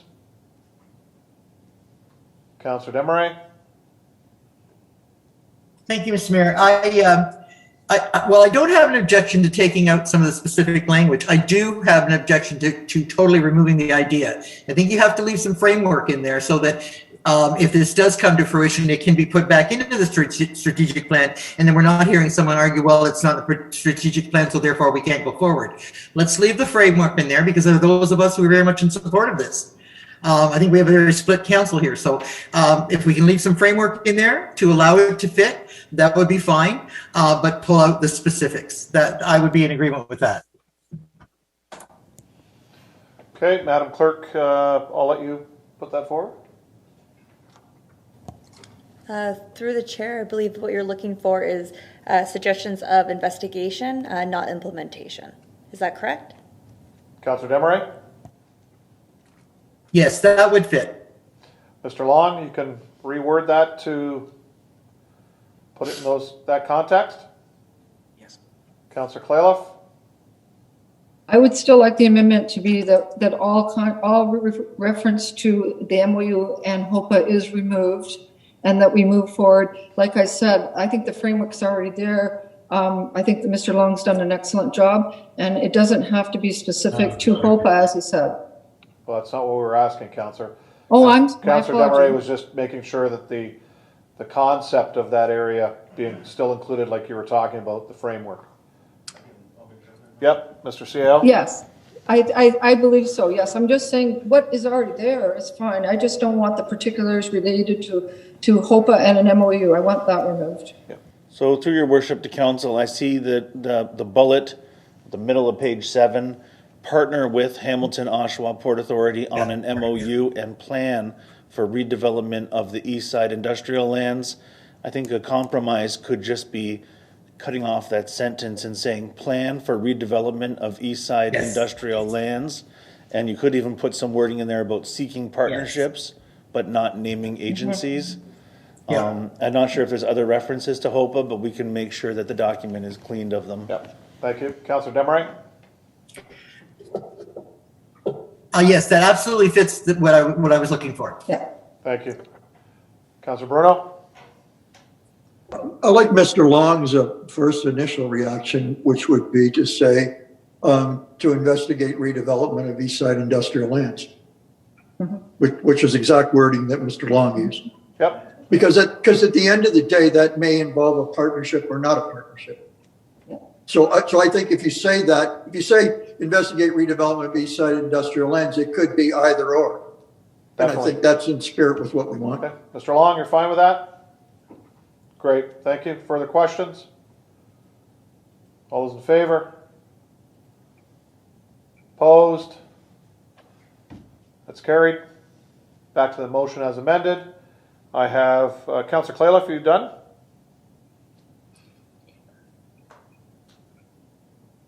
Oh, you turned I guess you're done. There you go. Yes, that's fine, I'm good. Okay, thank you. Councillor Bruno?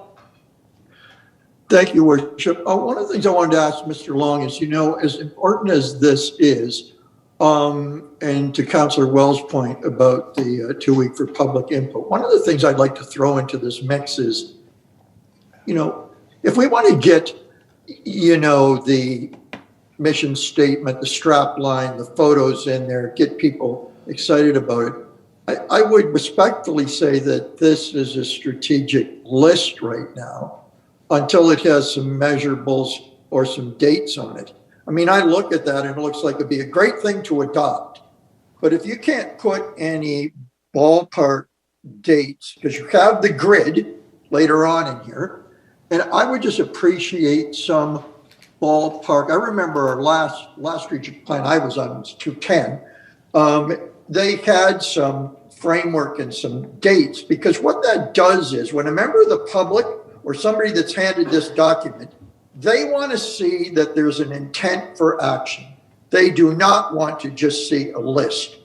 And so I would submit that, a plan without any measurables or approximate dates isn't a plan. It's a hope and it's a list. And so I don't know if within 2 to 3 weeks, some dates, some ballpark dates could be put to it to give it some energy, some inertia, and reasons for people who read this to believe that it can and will happen. Because the critics will say it can be another report that's on a list. And the one thing about putting some dates on it, at least we're measurable to ourselves and to the public. Mr. Long? So I don't know if that could be done. Mr. Long? Yeah, through you, Mayor Steele, to the councillor. I have no issue with that. I think it's certainly our intention to fill out that implementation with detail for council and for staff purposes. So we can definitely do that, and we can bring that forward to the April 12th meeting. Thank you. Councillor? Mr. Mayor, just one other thing to Mr. Long. Mr. Long, some of the things with this plan not passed seem to be being implemented, and I'm all for that. Let's use rebranding for an example. We've done the logo. I see you guys are evolving the, footer on everybody's email. The website's been done. Some of that stuff is actually happening, and it's a good thing. So is it fair to say that whilst this is a strategic plan, putting the dates on it doesn't stop it from happening until it's fully adopted on some of the things? But I wanted, I was going to use this opportunity because I had talked to a staff member today to ask you about the communication branding one. Interesting thing happened tonight. So we're not adopted yet, but Councillor Califf brought forward that a group was going to put signage in the park. Well, somebody ought to be looking at that signage. I'm sure it'll be fine, but does it fit the brand, right? Like who's the policeman for that? I mean, I'd rather get started on a good foot. I don't need to have this fully adopted before people can, at least on those type of items, low level, somebody's taking into respect. So that's why I really wanted dates, because you're going to have different people associated with different projects. Some are going to be quick, low-hanging fruit ones that are done. Some are going to be the balance of our term and beyond. That's why I like the scope of the debate, or the scope of dates, because it allows us to refine it. It allows you guys as senior staff to come back and say, well, the reason that date is there is because. That gives me a lot of clarity, the public a lot of clarity, and I'm not going to be saying, well, where is this thing? It was on the list when you said, right? It's 2022. I'm okay with that, or I'm going to ask a question or ask you to change it. But I'm circling back to the date. But it was all about the branding thing was my sort of a low level, and so you don't need to answer that. But I just want to put it in the back of your mind about the current signage. That's it for me, Mr. Mayor. Thank you. Thank you, Councillor Desmarais. Thank you, Mr. Mayor. I have a few things. Just to speak to Gary's point to first, with dates. It's been my experience on the strategic plans that I've been a part of is that after the strategic plan is put together, council then takes it and prioritizes it. So we know what we want to come first, and that was what determines the dates. I'm not really comfortable with saying, okay, yeah, just staff decide everything and council will have a discussion as to whether or not they're going to accept everything. I would rather be part of the planning on what should come first and how that should flow. That's certainly one thing. Going on to talking about this being a list and rather than a strategic plan, I was thinking that this whole plan exercise was really good to finally be getting it done, and I'm a firm believer in having strategic plans in place to go forward. But this has taken quite some time. Usually they're good for about 5 years. We're over halfway through that process from when it started back in 2019. We're at that place where we should be now looking at the next strategic plan. So I'm thinking we should forget about 2019 entirely. And treat this as a new, fresh strategic plan, and that it should go out for more public input, because a lot of the people who live here have changed. A lot of the people who live here have had changed circumstances. Our business community has very changed circumstances, and I think they may be looking at things differently. So I really do think this should go out to the public, that we should maybe put a little bit of a hold. I'm really quite happy with the mission, vision, and values. I think that is just exactly right. I like the whole flavor of the plan, but I would like to have some more input from the public, from the business community, and another look at exactly how council is going to take this on, because I really do think that we should be part of the prioritizing of this. That's everything I have to say. Thank you. Councillor Beauregard. Through your worship to Mr. Long, there's been a lot of discussion about public engagement in regards to the strategic plan. do municipalities typically provide public engagement on these strategic plans? I don't have much information. This is my first time being involved in the strategic plan, so I'm just curious as to that part of the process, if that happens typically. Mr. Long? Through you, Mayor Steele, to the councillor, I think more public sector organizations, more municipalities are including the public in development of the strategic plan. I think for a number of reasons, we have not had a substantial amount of public engagement for this strategic plan. There was the delay with COVID. Here we are. We're a little bit behind in terms of where we want to be in terms of the status of the strat plan. So staff wanted to present this for council consideration. We feel it's an actionable plan. A lot of the plan is already underway. But I think to your point, we see public engagement as being a method of business, for our organization. And as I mentioned earlier, whether it's the arts and culture plan, the economic development plan, the tourism strategy, parks and recreation master plan, our city, with your support, has engaged the community and key stakeholders on the master plans and the future directions of our city. So I think there's been some great comments about public engagement tonight. Happy to take direction from council. Okay. Thank you, Mr. Long. Councilor Borgard? Yes. So I was going to ask, because we seem to be in a kind of predicament where we want public engagement, but we also want this to be done quickly because we have short time. And we've been doing this for so long. So what would our public engagement process look like, or what would the direction of staff be on that? Because I think we have to do quite the balancing act there. Mr. Long? Through you, Mayor, to the councillor. It's a good question. I think my initial thought would be is that there could be some virtual town hall meetings. There could be a survey, almost like a survey monkey that is completed, and we try and generate a lot of publicity and interest through social media to have people take that survey. Those would just be a couple of ideas that come to mind. Difficult just with the COVID realities and restrictions, but there are still opportunities and ways to, I think, receive meaningful input from the community. Okay, Councilor Borgard?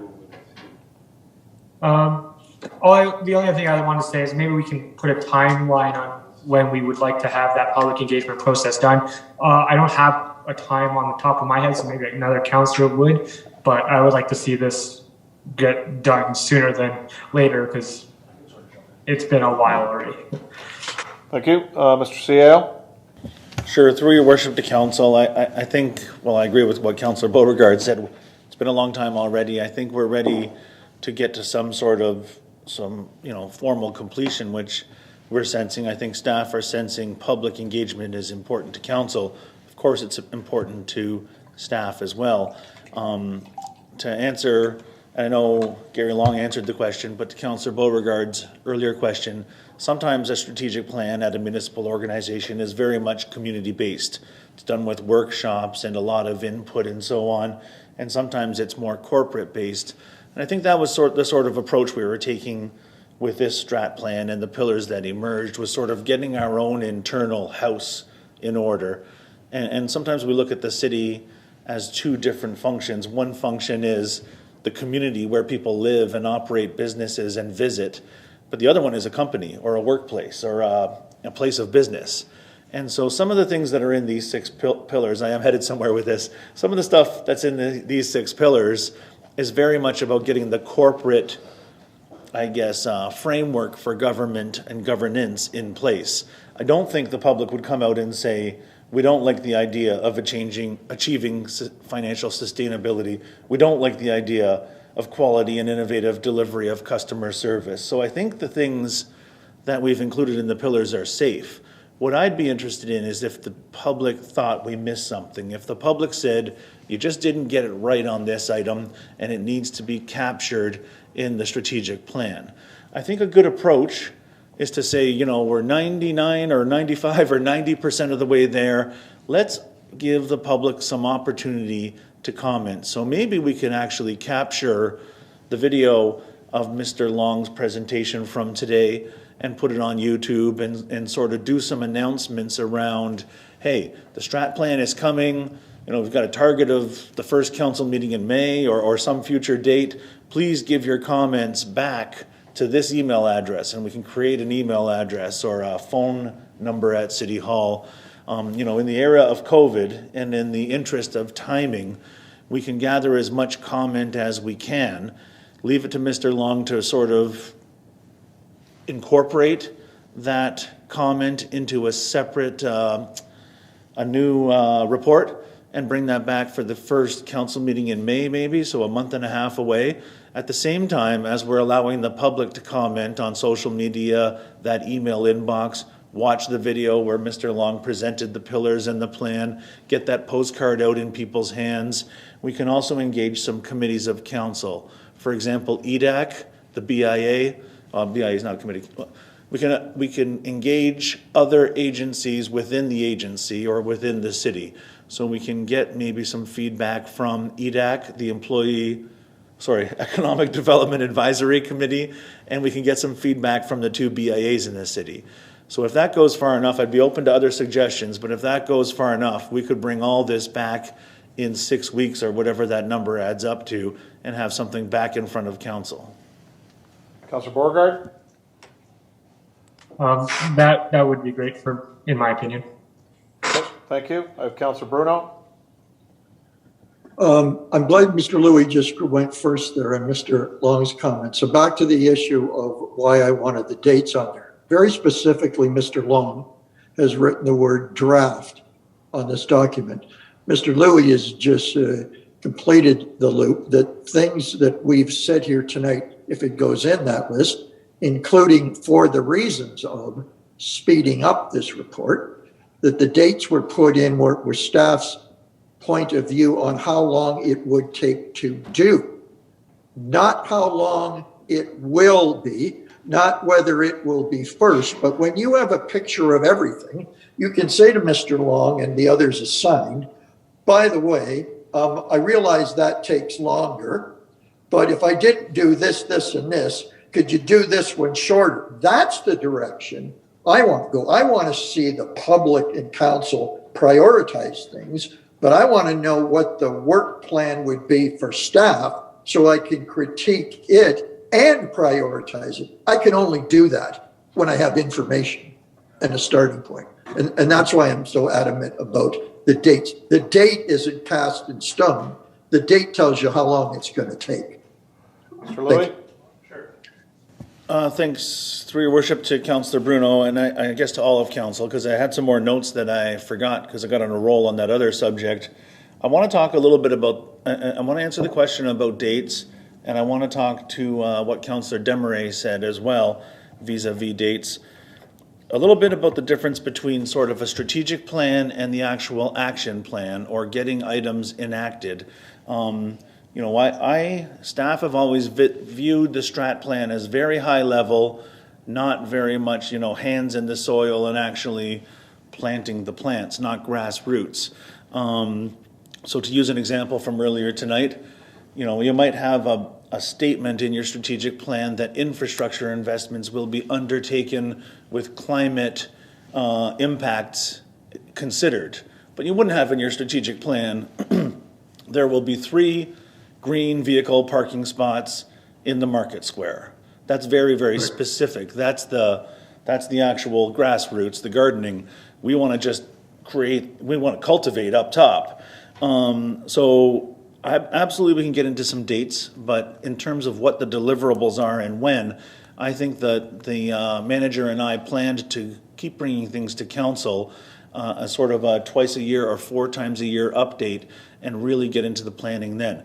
Another thing is working things into existing operations. So for example, I know if I went to the city clerk's office and said, in the next 3 months, because of the strategic plan, you have to do a complete governance update on all of our city council policies, I would probably be laughed back up to the 3rd floor of the city hall. So we actually have to consider existing operations.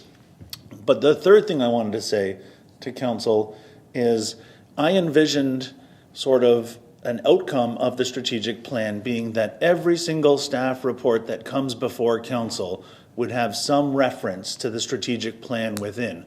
So you will not see a staff report in council, for example, sidewalks on Clarence Street. It's going to say, it's going to have a reference. What are the strategic plan, relationships of this report? And it will say delivery of customer service or recreational spaces or, sorry, I'm referring to my own notes, infrastructure, investments in infrastructure. So that's I know that doesn't answer the date question specifically, but what I'm wondering is if there's a hybrid model available where we can sort of rank long-term, medium-term, and short-term and get things sort of ranked over the 3 years that the strategic plan is meant to cover from here until the first year of the next term of council. So rather than say 6 months, 9 months, 12 months, maybe some kind of a ranking and prioritization, as well as those check-in reports where we come back to council and say, here's our strategic plan progress in the last 6 months. So that's just some food for thought. Yeah, and just further to that, Councillor, again, remember, a strategic plan, you shouldn't be worrying about replacing dock boards at a marina in a strategic plan. That's what Councillor Demery was talking about. Those come under a strategic projects exercise, which we were hoping that we could get right into that once this was passed, so that when we come back, we actually lay out strategic projects within a city. Because strategic plans are high level. Then you get into the weeds where council comes forward with staff, and we've done this before. We used to do it at the Roselawn, where we did it when Councillor Bodner was mayor, and we had Cease Vincent all over the walls list projects, and then you'd come back the next year, cross off what was done and see what was left, and then reprioritize those. You kind of do that worst first in certain areas, and there's other things, big ticket items. We talked about the new community center in those days, and it did sit there for a while. Then when the funding came, boom, we were set, we moved forward, and we got it built. So I think those go hand in hand. I just don't want council to think that a strategic plan is about dock boards and garbage pails and things like that, roads or whatever.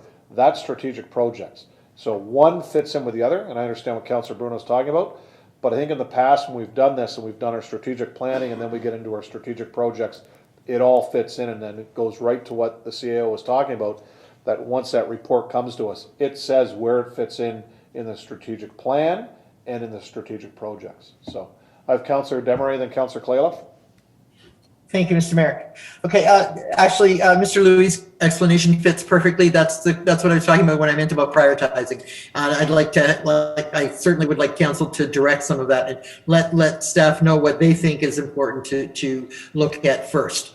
And I just want to make sure that anything we put out to the public, we definitely have the East Side revitalization and particularly job creation out there on that, so that we can get the comments from the public. They're the ones who are going to live here. They're the ones who have to make decisions on what it is that they want. If they want us to be doing this, then we should be doing it.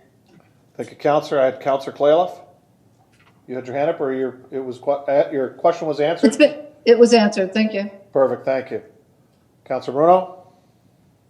Thank you, Worship. I think Councillor Demery is getting into what we just talked about not doing, and that is creating a prioritization right here tonight on putting a specific topic and this particular project. It's all got to come back to council. I like Mr. Louis' idea of the range, whether it's 3 to 6 months, because there's nothing like working to a goal. So I'm all for putting ranges on each one, as you said, if that's the way, if I'm not misquoting you, Mr. Louis, because I just like to see that there's some structure to this. We will then reprioritize or prioritize, and Correct. Couldn't agree more with the mayor. We don't want to get into the weeds on this. Correct. So if we can let Mr. Louis move forward with that, what has been discussed, and then once this is done, we can get into our strategic projects side of things, which really follows this plan, but then we're getting into dock boards and garbage pails and paving and sidewalks and water, sewer, all that other stuff on how we want, as a council, want to see it unfold and timelines with that. So we'll do that. Any further questions, comments, anything? Okay, so we know that that staff is going to be bringing this back. Mr. Long, a timeline from what council has discussed this evening. Can you give us a date at least so we know when it is coming back? Thank you, Mr. Mayor. I know the CAO mentioned the first week of May, and not for me to veer from the script. I want to be aligned with the CAO. I'm not sure if that's realistic, but we'll certainly work towards that. I think we can bring an update back in May with community input as well. Okay, so that would be the 10th of May is the first meeting of May. So we'll look at May 10th then, Mr. Long. Is that fine? Yes. Consensus council, thumbs up. Is May 10th fine with everybody? Allows everybody to get out there, let Mr. Long and communication staff get everything out. The postcard style that everybody saw, is that something you want staff to move ahead with and start to distribute, or you want to wait? Somebody make a motion on that one then? I see heads nodding yes, I see heads nodding no. Councillor Bruno? Yeah, I would. I may take exception to the quality of pictures and some of the icons. I'd like it to be a little sharper than that. I mean, pictures always are what really gets people's attention. I do like both the vision and mission statement, but up for grabs on this one. It could go either way. When you put both on there, you start adding more words. I was hoping that we'd settle on one of those two and just go with that kind of as our strap line going forward. But if it needs to have both on, I guess I'm not really opposed to it. I just like it sharper, crisper, tighter. Okay. Do you want staff to move forward with that card, or can I get a motion? Definitely. Can I get an amendment to that then? Because I've seen heads move both ways. Definitely get started. Okay, I'll have you put that forward. Seconder for that? To move forward with the card. I got Councillor Desmarais. So I'm looking at this as an amendment. Questions or comments on that? Councillor Clayliff. I agree with Councillor Bruno. I'd love to just use one tagline on it. I think that we would become known for the one tagline. I like the second one. Was it the vision one that talks about the community? I can forget what it was. To provide an exceptional small town experience in a big way, or the other one? And what the first one was? A vibrant waterfront community embracing growth for future development. Nope, the other one, the shorter one. That's the mission statement, to provide an exceptional small town experience in a big way. And I think that's a great tagline, because I hear people say that all the time about our town, about a small town, and it's so great. So up to everyone else, but I like that one. You can also post the vision statement on the back and the mission on the front. I don't know. It's up to you guys. Councillor Bruno? Yeah, I mean, I'm partial to that, provide an exceptional small. I've always felt that about Port Colborne. Every survey says about what a great, the things that we accomplished. Mr. Long started it out, and he's new to Port Colborne, so that's endorsement. You got to remember that these were created from our mission statements come from. So you guys helped design these. So do you want to put one on one side, one on the other? Is that so that maybe that mission statement is on the front where it is nice front and center? And I do agree. I like it. So is that all right with council? Mm-hmm. All right. Okay. Mr. Long. So any more further comments? So to the amendment, all in favor? Opposed? That's carried. Okay, Mr. Long? All right. So in essence, we are referring this back to staff with council direction Correct, Counselor? It's twice into that time. Sound like Chair Bradley when he's at Region.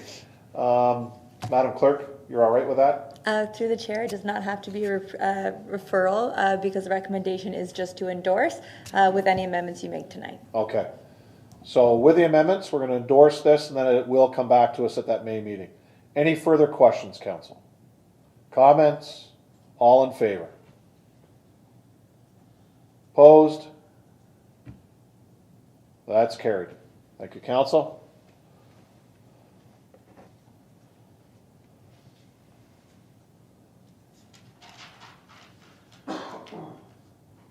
Item 8.2, the Chief Administrative Office Report 2021-95 be received. That Council approve the public engagement plan for the renewal of Lockview Park. I have movers Councillor Bagu, Councillor Desmarais, Councillor Bagu. Thank you very much, Mr. Mayor. Just a couple of things here. I've been reading the public engagement plan, and everything is online 100%. There are people that are not computer literate. I'm not very good at it myself, but there are people that don't go on computer, and I would like to see some sort of flyer. Yeah, I'd be happy to go for a walk a couple of days and put them in mailboxes. People can write letters into the city hall, and I would gladly do it myself. But I'm sure Councillor Dan's going for a walk. He could just change his routine 7 o'clock in the morning and join us. Councillor Clearleaf also. So, and the other point is, I think the public meeting is too late. We're talking June, I think it is, if I'm not mistaken.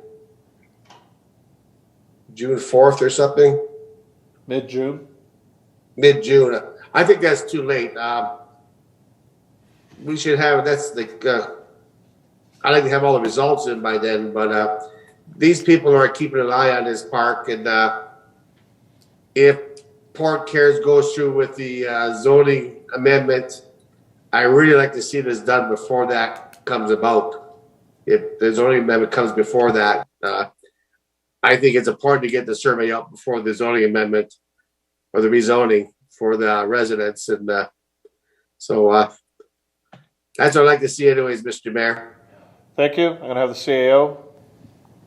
So through your worship to Councillor Bagu, and just for the benefit of the staff that wrote the report and for Mr. Long and I guess too late in the context of, just to get a better handle on it, of the start of the summer season around parks, or too long of a time horizon from when the issue started until we finally get public comment? Is it that you'd like to have it sooner so that people aren't waiting? Because I think we're trying to give a lot of time, but we're trying to be conscious of, maybe waiting too long. So I just want to make sure that we have a handle on this and we get the timing exactly right so that we get the best input from the public. I think we're a ways away from building anything, obviously.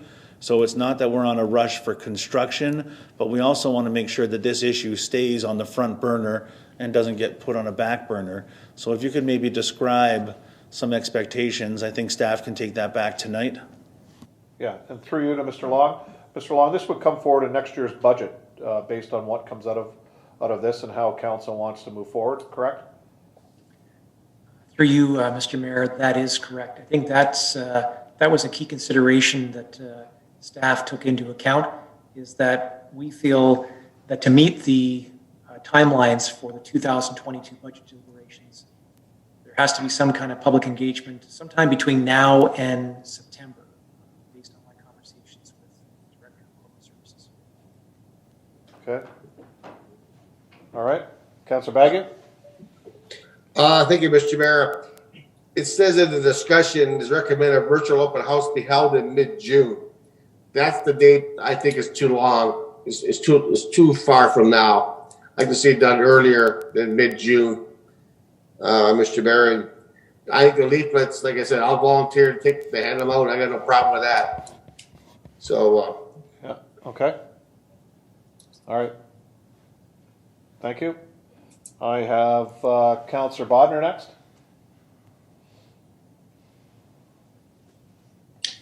Thank you, Mr. Mayor. Part of my question was answered when this will be in the 2022 budget. Another question is, what happens if the Port Cares plan doesn't get funding and doesn't go through? Are we still looking at moving that Chestnut Park and doing everything? Or are we just going to leave that park there and wait until something happens? I think council will have to take that into consideration after everything moves forward, Councillor. I think that would come back if that was the case. Right. You know, is this a priority park that you do want to redevelop? Because in reality, there's really nothing. There is nothing there now. It's not like it's full of equipment or anything like that. It's just a field. So. Fair enough. Okay. I have Councillor Desmarais. Thank you, Mr. Mayor. As to Councillor Baguiou's comments, I do agree that setting out a flyer of some sort is a really good idea, so that it really gets people engaged and makes them understand that this is happening, because many people are not plugged in through social media. But also the idea of doing this mid-June, I don't think that is too far away. I think that getting a flyer out to them sooner in the next few weeks is and letting them know that it's going to happen in mid-June is a good idea. But I'm wondering if one public session is enough. I really would like to see one happen in mid-June and then maybe one happen in September that catches all the ideas that pop up over the summer, all the concerns that pop up over the summer. People do tend to kind of change where they're standing, and there may be more input then. And it gives the neighbors time to talk about it, lets all the ideas percolate. I just think that it would be a fair situation to give them those two inputs rather than one, but also to make the surveys and things available as well. But as far as a gathered public input, I would like to see two of them, one in June and maybe one in September. That's all. Thank you, Councillor. I'm going to go to Mr. Bowles. Mr. Bowles, with regards to the budget, what kind of cutoff date would you see with information coming back so that we can prepare this for the budget? Yeah, through the mayor to council, staff's actually having a discussion tomorrow, which will include budget timelines.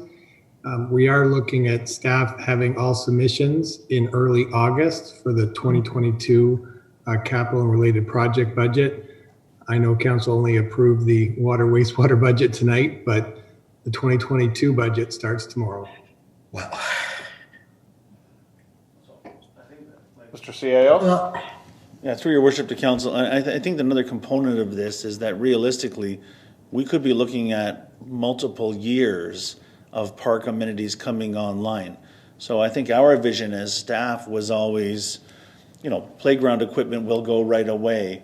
And I'm only using for examples here, I certainly don't want to presuppose the outcome, but a washroom building would go in 2023 and a spray pad in 2024 or a cricket field, whatever they play cricket on, in 2025. So I don't think it's as important to get all of the new amenities into the first budget year after the plan is devised. I think it's an opportunity for council to sort of strategically increase the amenities over a number of budget years. There are also some reserve funds that have been set aside for parks, including going back to when Shirkston acquired some land from the city. I think council at the time said that was earmarked for parks. There are partnerships with other agencies and the corporate entities in the community, and there's always grant programs that come along. So I don't think all is lost if we don't crack the deadline for the next year's budget, but I think we can begin in earnest the process of getting all of the amenities funded over a series of budget years. Okay, Councillor Desmarais? Thank you. I do believe that we could capture enough information in the first meeting, the mid-June meeting, to be able to form some kind of budget request for 2022. But and as Mr. Louis said, going forward, there'll be a lot more coming down the pipes over the next few years. But to get the community rightly engaged, let them have their say, and There's some really creative minds out there. They may come up with ideas that are just, mind blowing that we may want to, we may want to look at for the broader community. So I would just think 2 engagements, one June, one say September. The June one being the basis for forming some kind of budget as for 2022 would make good sense. Okay, do you want to put that forward as an amendment? I do, please. Can I get a seconder to that? Councillor Bagu. Any questions to the amendment to have 2 public meetings? Questions to the amendment, Councillor Bruno? No, I was just in line with on the first question about budget and to Councillor Bodner's question, but if you want to do the amendment first, that's fine. Yeah, this is to the amendment. Any questions to the amendment? So we're going to go June and September. All those in favor? That's carried. Okay, Councillor Demery, you're all set, or do you have more? That's everything I needed. Thank you. Thank you. I have Councillor Bruno. Well, I'd like to come back to Councillor Bodner's question. It was the one I was going to ask, and I think we're doing. We've jumped in the deep end. So on this, so let's stay there. At the end of the day, we have a Parks and Recreation report that talks about neighborhood parks versus these community parks.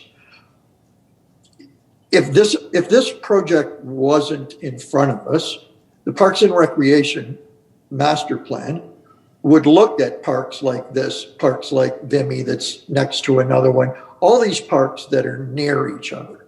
And so at the end of the day, if you want focus and energy in the public to look at the possibilities for Lockview Park, then let's do so in the sense that this is not, well, I hesitate because in June, we might not end up doing the affordable housing building. And then, so does the true energy and emphasis, if we're going to do this, I think we were going to be doing it anyways. I'm all in for making Lockview a super sharp place over there that's more centralized, it gets people there. And so, I understand it's not my ward, but if you look at attendance, if you look at what all the experts are telling you about what the next generation of people want in parks, it's the direction we're going. So, I'd like to get people ramped up in June and excited about the possibilities because it's going to happen one way or the other.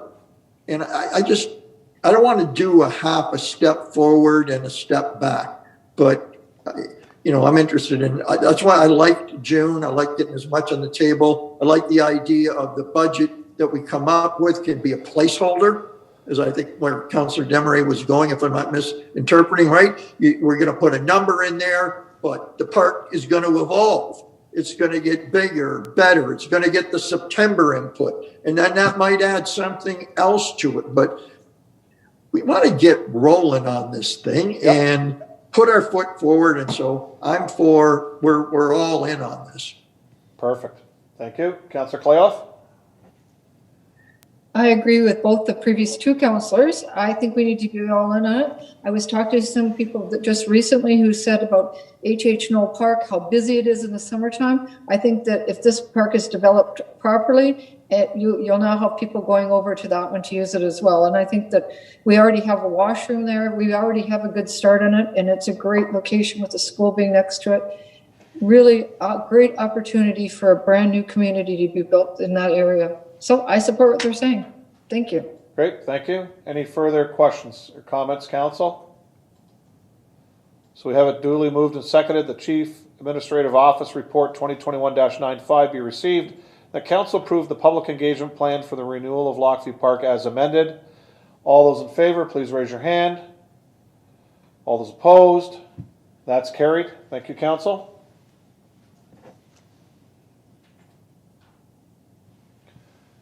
Item 9.1, this is for non-disclosure. Sorry? Oh, sorry, I did. I apologize. Sorry, Councillor Wells. I checked your name off by mistake. 8.4. Recommendations that the Council of the City of Port Colborne authorize entering into a bulk water sales agreement with Forks Creek Trucking Incorporated. The Council approved delegating the combined authority to process and approve future bulk water agreements to the Director of Public Works and the Director of Corporate Services, that the Mayor and City Clerk be authorized to sign this agreement. Moved by Councillor Wells, seconded by Councillor Beauregard. Councillor Wells. Thank you, Your Worship. I have just one question. I agree with everything on there, but I just have a question through you to Director Bowles in regards to the water rate.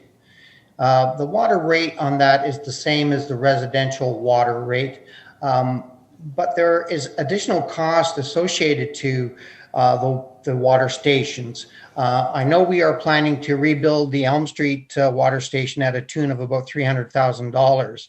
I was wondering if the rate for the water haulage rate could be any different than the residential rate, and whether it included the additional capital cost and maintenance costs for running the water stations. Sorry, Mr. Bowles. To the mayor, to the councillor and council, historically that has been the rate, and we maintained it for the present time. Staff do have the intention of reviewing it with the chargebacks that we do between water and levy this year. And we do hope to report, we plan to report to council at the latter half of the year on that charging system. For the time being, we don't recommend changing the charge. There is a unique, I guess, regulation that cities need to abide by, whereby we can't actually make a profit on a user fee, and this becomes a user fee to this type of service provider. So before we change the rate methodology, we ask council to let us complete our review of that process and that cost model. And we certainly will be back as we enter the 2022 budget with more detail and recommendations on how these rates may need to change. Mr. Bowles, because I've been around a long time, and some of the other councillors, my understanding is there always was a cost to have the water. So if it was $10 a liter, for sake of using a number, but then also included in that was a fee because of the station, and that there was a life of each station, and staff always put that amount over kind of the life and then put it into the fee, so that there was a payment towards the infrastructure. No different than my house, where I pay to buy my water, but I'm also paying a cost to fix, to renew and build new water lines within the city of Port Colborne. So I'm a little confused with this, because my understanding of that was always in there. If maybe Councillor Desmarais or Bodner and Bruno can confirm that, but that's what I always remember in the past is how that was handled. Is it there was a infrastructure charge included in that? So can we find that out? I think so. Yep. So through your worship to council, if I understand correctly, our water rate schedule lays out a charge for a residential service, and it is obviously a one rate, and then there's a gross up or a multiplier for different levels of service or higher levels of service. And my recollection is that we charge at the 3-inch rate, which is, a significant multiplier. I think it's an 11 times multiplier of the residential rate. So I think that means that the water rate that goes into the trucks is predicated on a much higher rate than that house in Bethel or that house in Shirkston would have paid in order to capture the capital cost of building these water centers. I can go back, unless engineering staff is on the call and can comment on that. I think that's how we gross up what would be, a more intensified service. Mr. Kalamoto? Through you, Mr. Mayor, the CAO is actually correct. He has a very good memory. It is the 3-inch service charge that we currently do. However, with the comments regarding Councillor Wells and Director Bowles, we would like to review those fees and what we can do to make it more appropriate with respect to the charges specifically for the bulk water user machines. Okay, Councillor Wells? That answered my question. Thank you. Good, thank you, Councillor Wells. I've got Councillor Bruno. I'm sorry, Your Worship, I didn't put my hand down. Thank you. Okay, any further questions to this? So that fee is included based on the pipe size, so that does answer our question. And staff will be reviewing these and coming back, just so everybody's clear on that. Seeing no further questions, duly moved and seconded. All those in favor, please raise your hand. Opposed? That's carried. Okay, item 9.1. Item 9.1 is correspondence from the Niagara region with regards to the South Niagara Aquifer. This is for Councillor Beauregard's conflict. Mover and seconder, I'll go Councillors Bodner and Wells. Any questions on this at all? All in favor, please raise a hand. And that's carried. Okay, 9.2's done. Councillor Beauregard. We have no presentations, we have no delegations, we have no motions, notices of motion. Councillor Beauregard.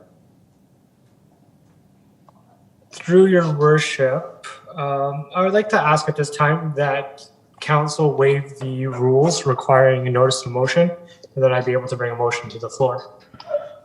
Okay, can I get a seconder to that? Councillor Bruno. There's no debate on this. Is it 2/3 or simple majority? It's 2/3. Okay, this has got to be 2/3 that we waive our rules in order to allow Councillor Beauregard to bring forward this notice of motion this evening, or actually a motion. All in favor of waiving procedural rules? Put up your hand. Opposed? That's carried, and it is by 2/3, so we will waive our procedural bylaw. Councillor Beauregard, if you want to present your motion, go ahead. Yes, so thank you, council, for letting me go forward with this. It is somewhat of an urgent matter. The Committee of Adjustment has been receiving applications where the Public Works Department has provided comments regarding having the applicants fulfill a condition, and that condition is usually involved with the driving entrance bylaw. So what's happening now is council is going to see a bunch of these applicants coming before council asking us to waive the bylaw that they are conflicting with so that they can move forward with the condition on their applications. So I am asking, so the motion that I'm going to put forward is as such, that the Department of Public Works review the city entrance bylaw 117/64/81 and provide a recommendation to council on proposed changes to the bylaw, if any, and the consequences if council were to repeal said bylaw. The Department of Public Works shall seek comment from the Planning Department, and said comment shall be included in the report. The report with Planning Department's comment and the Department of Public Works recommendation shall come before council's attention on Monday, April 26, 2021. Okay, can I get a seconder to that?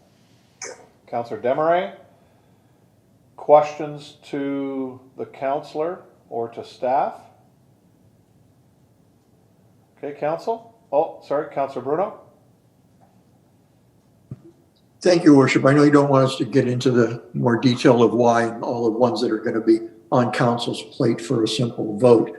But what I would like, and I don't quite know, Mr. Mayor, who to ask, whether it's the CAO or the department head in engineering.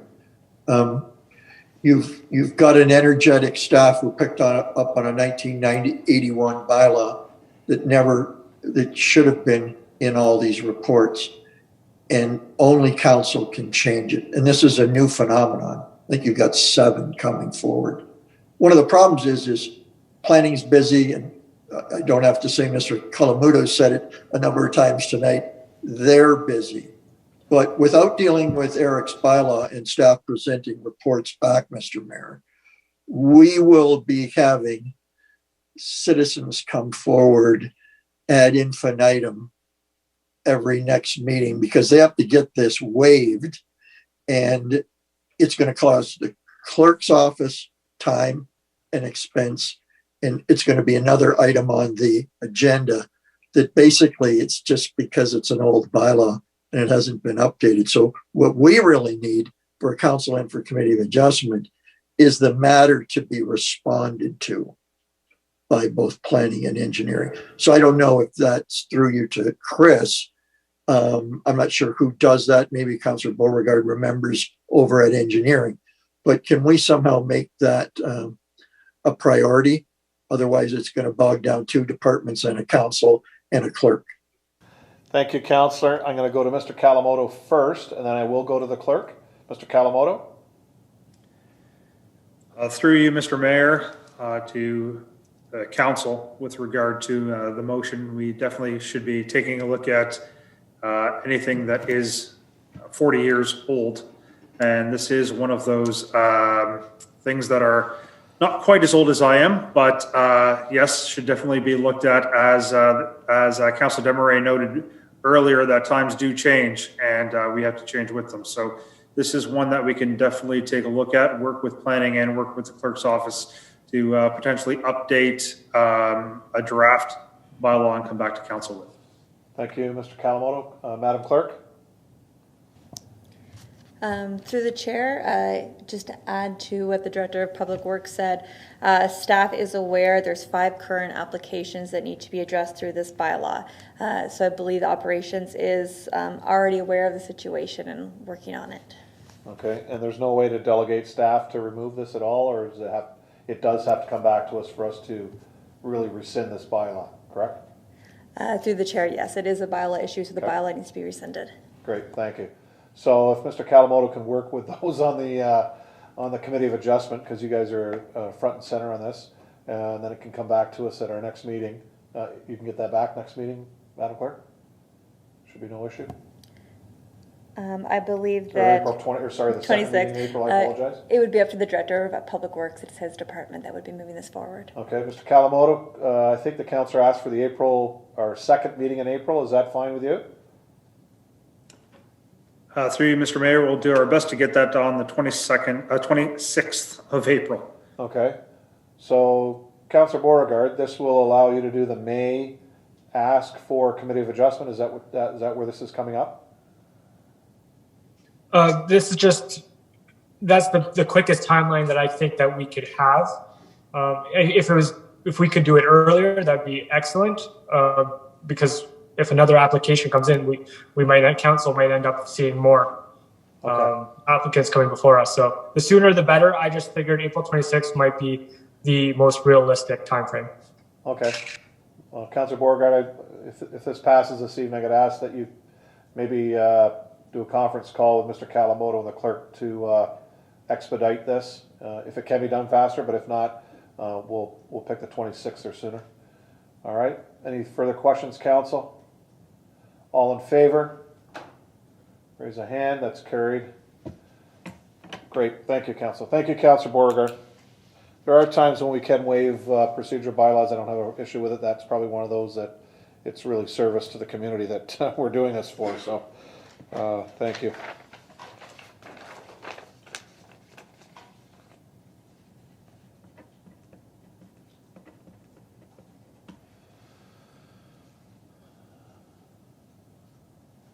Okay, so there are no minutes of boards or committees. We have bylaws next, item 20. So we have bylaws 20.1 through to 20.5. Do we need to pull any of these based on tonight or not? No, Madam Clerk, thank you. So we have items 20.1 through to 20.5. I have Councillor Clayliff, Councillor Desmarais moving those. Any questions on any of the bylaws? Seeing none, all in favor, please raise your hand. Those are carried. We are now going to move into camera. moved by Councillors Bagu and Danch, that council do now proceed into closed session in order to address the following matters. Item 20.1, minutes of the closed session portion of the March 8th, 2021 council meeting. Item 20.2, Corporate Services Department Report 2021-91 pursuant to the Municipal Act 2001, subsections 2392B, personnel matters about an identifiable individual, including municipal or local board employees, and subsection 2392D, labor relations or employee negotiations. Item 20.3, Corporate Services Department Report 2021-106, pursuant to the Municipal Act 2001, subsections 2392B, personnel matters about an identifiable individual, including municipal or local board employees. Any questions? All in favor? Please raise your hand. That's carried. Ladies and gentlemen that are watching this virtually, we won't be coming back to this once we come out of camera. So we thank you for watching this evening, and remember, always contact your city councillor or citywide with our CSRs for any issues you may have within the city. And we thank you for watching this evening. Thank you.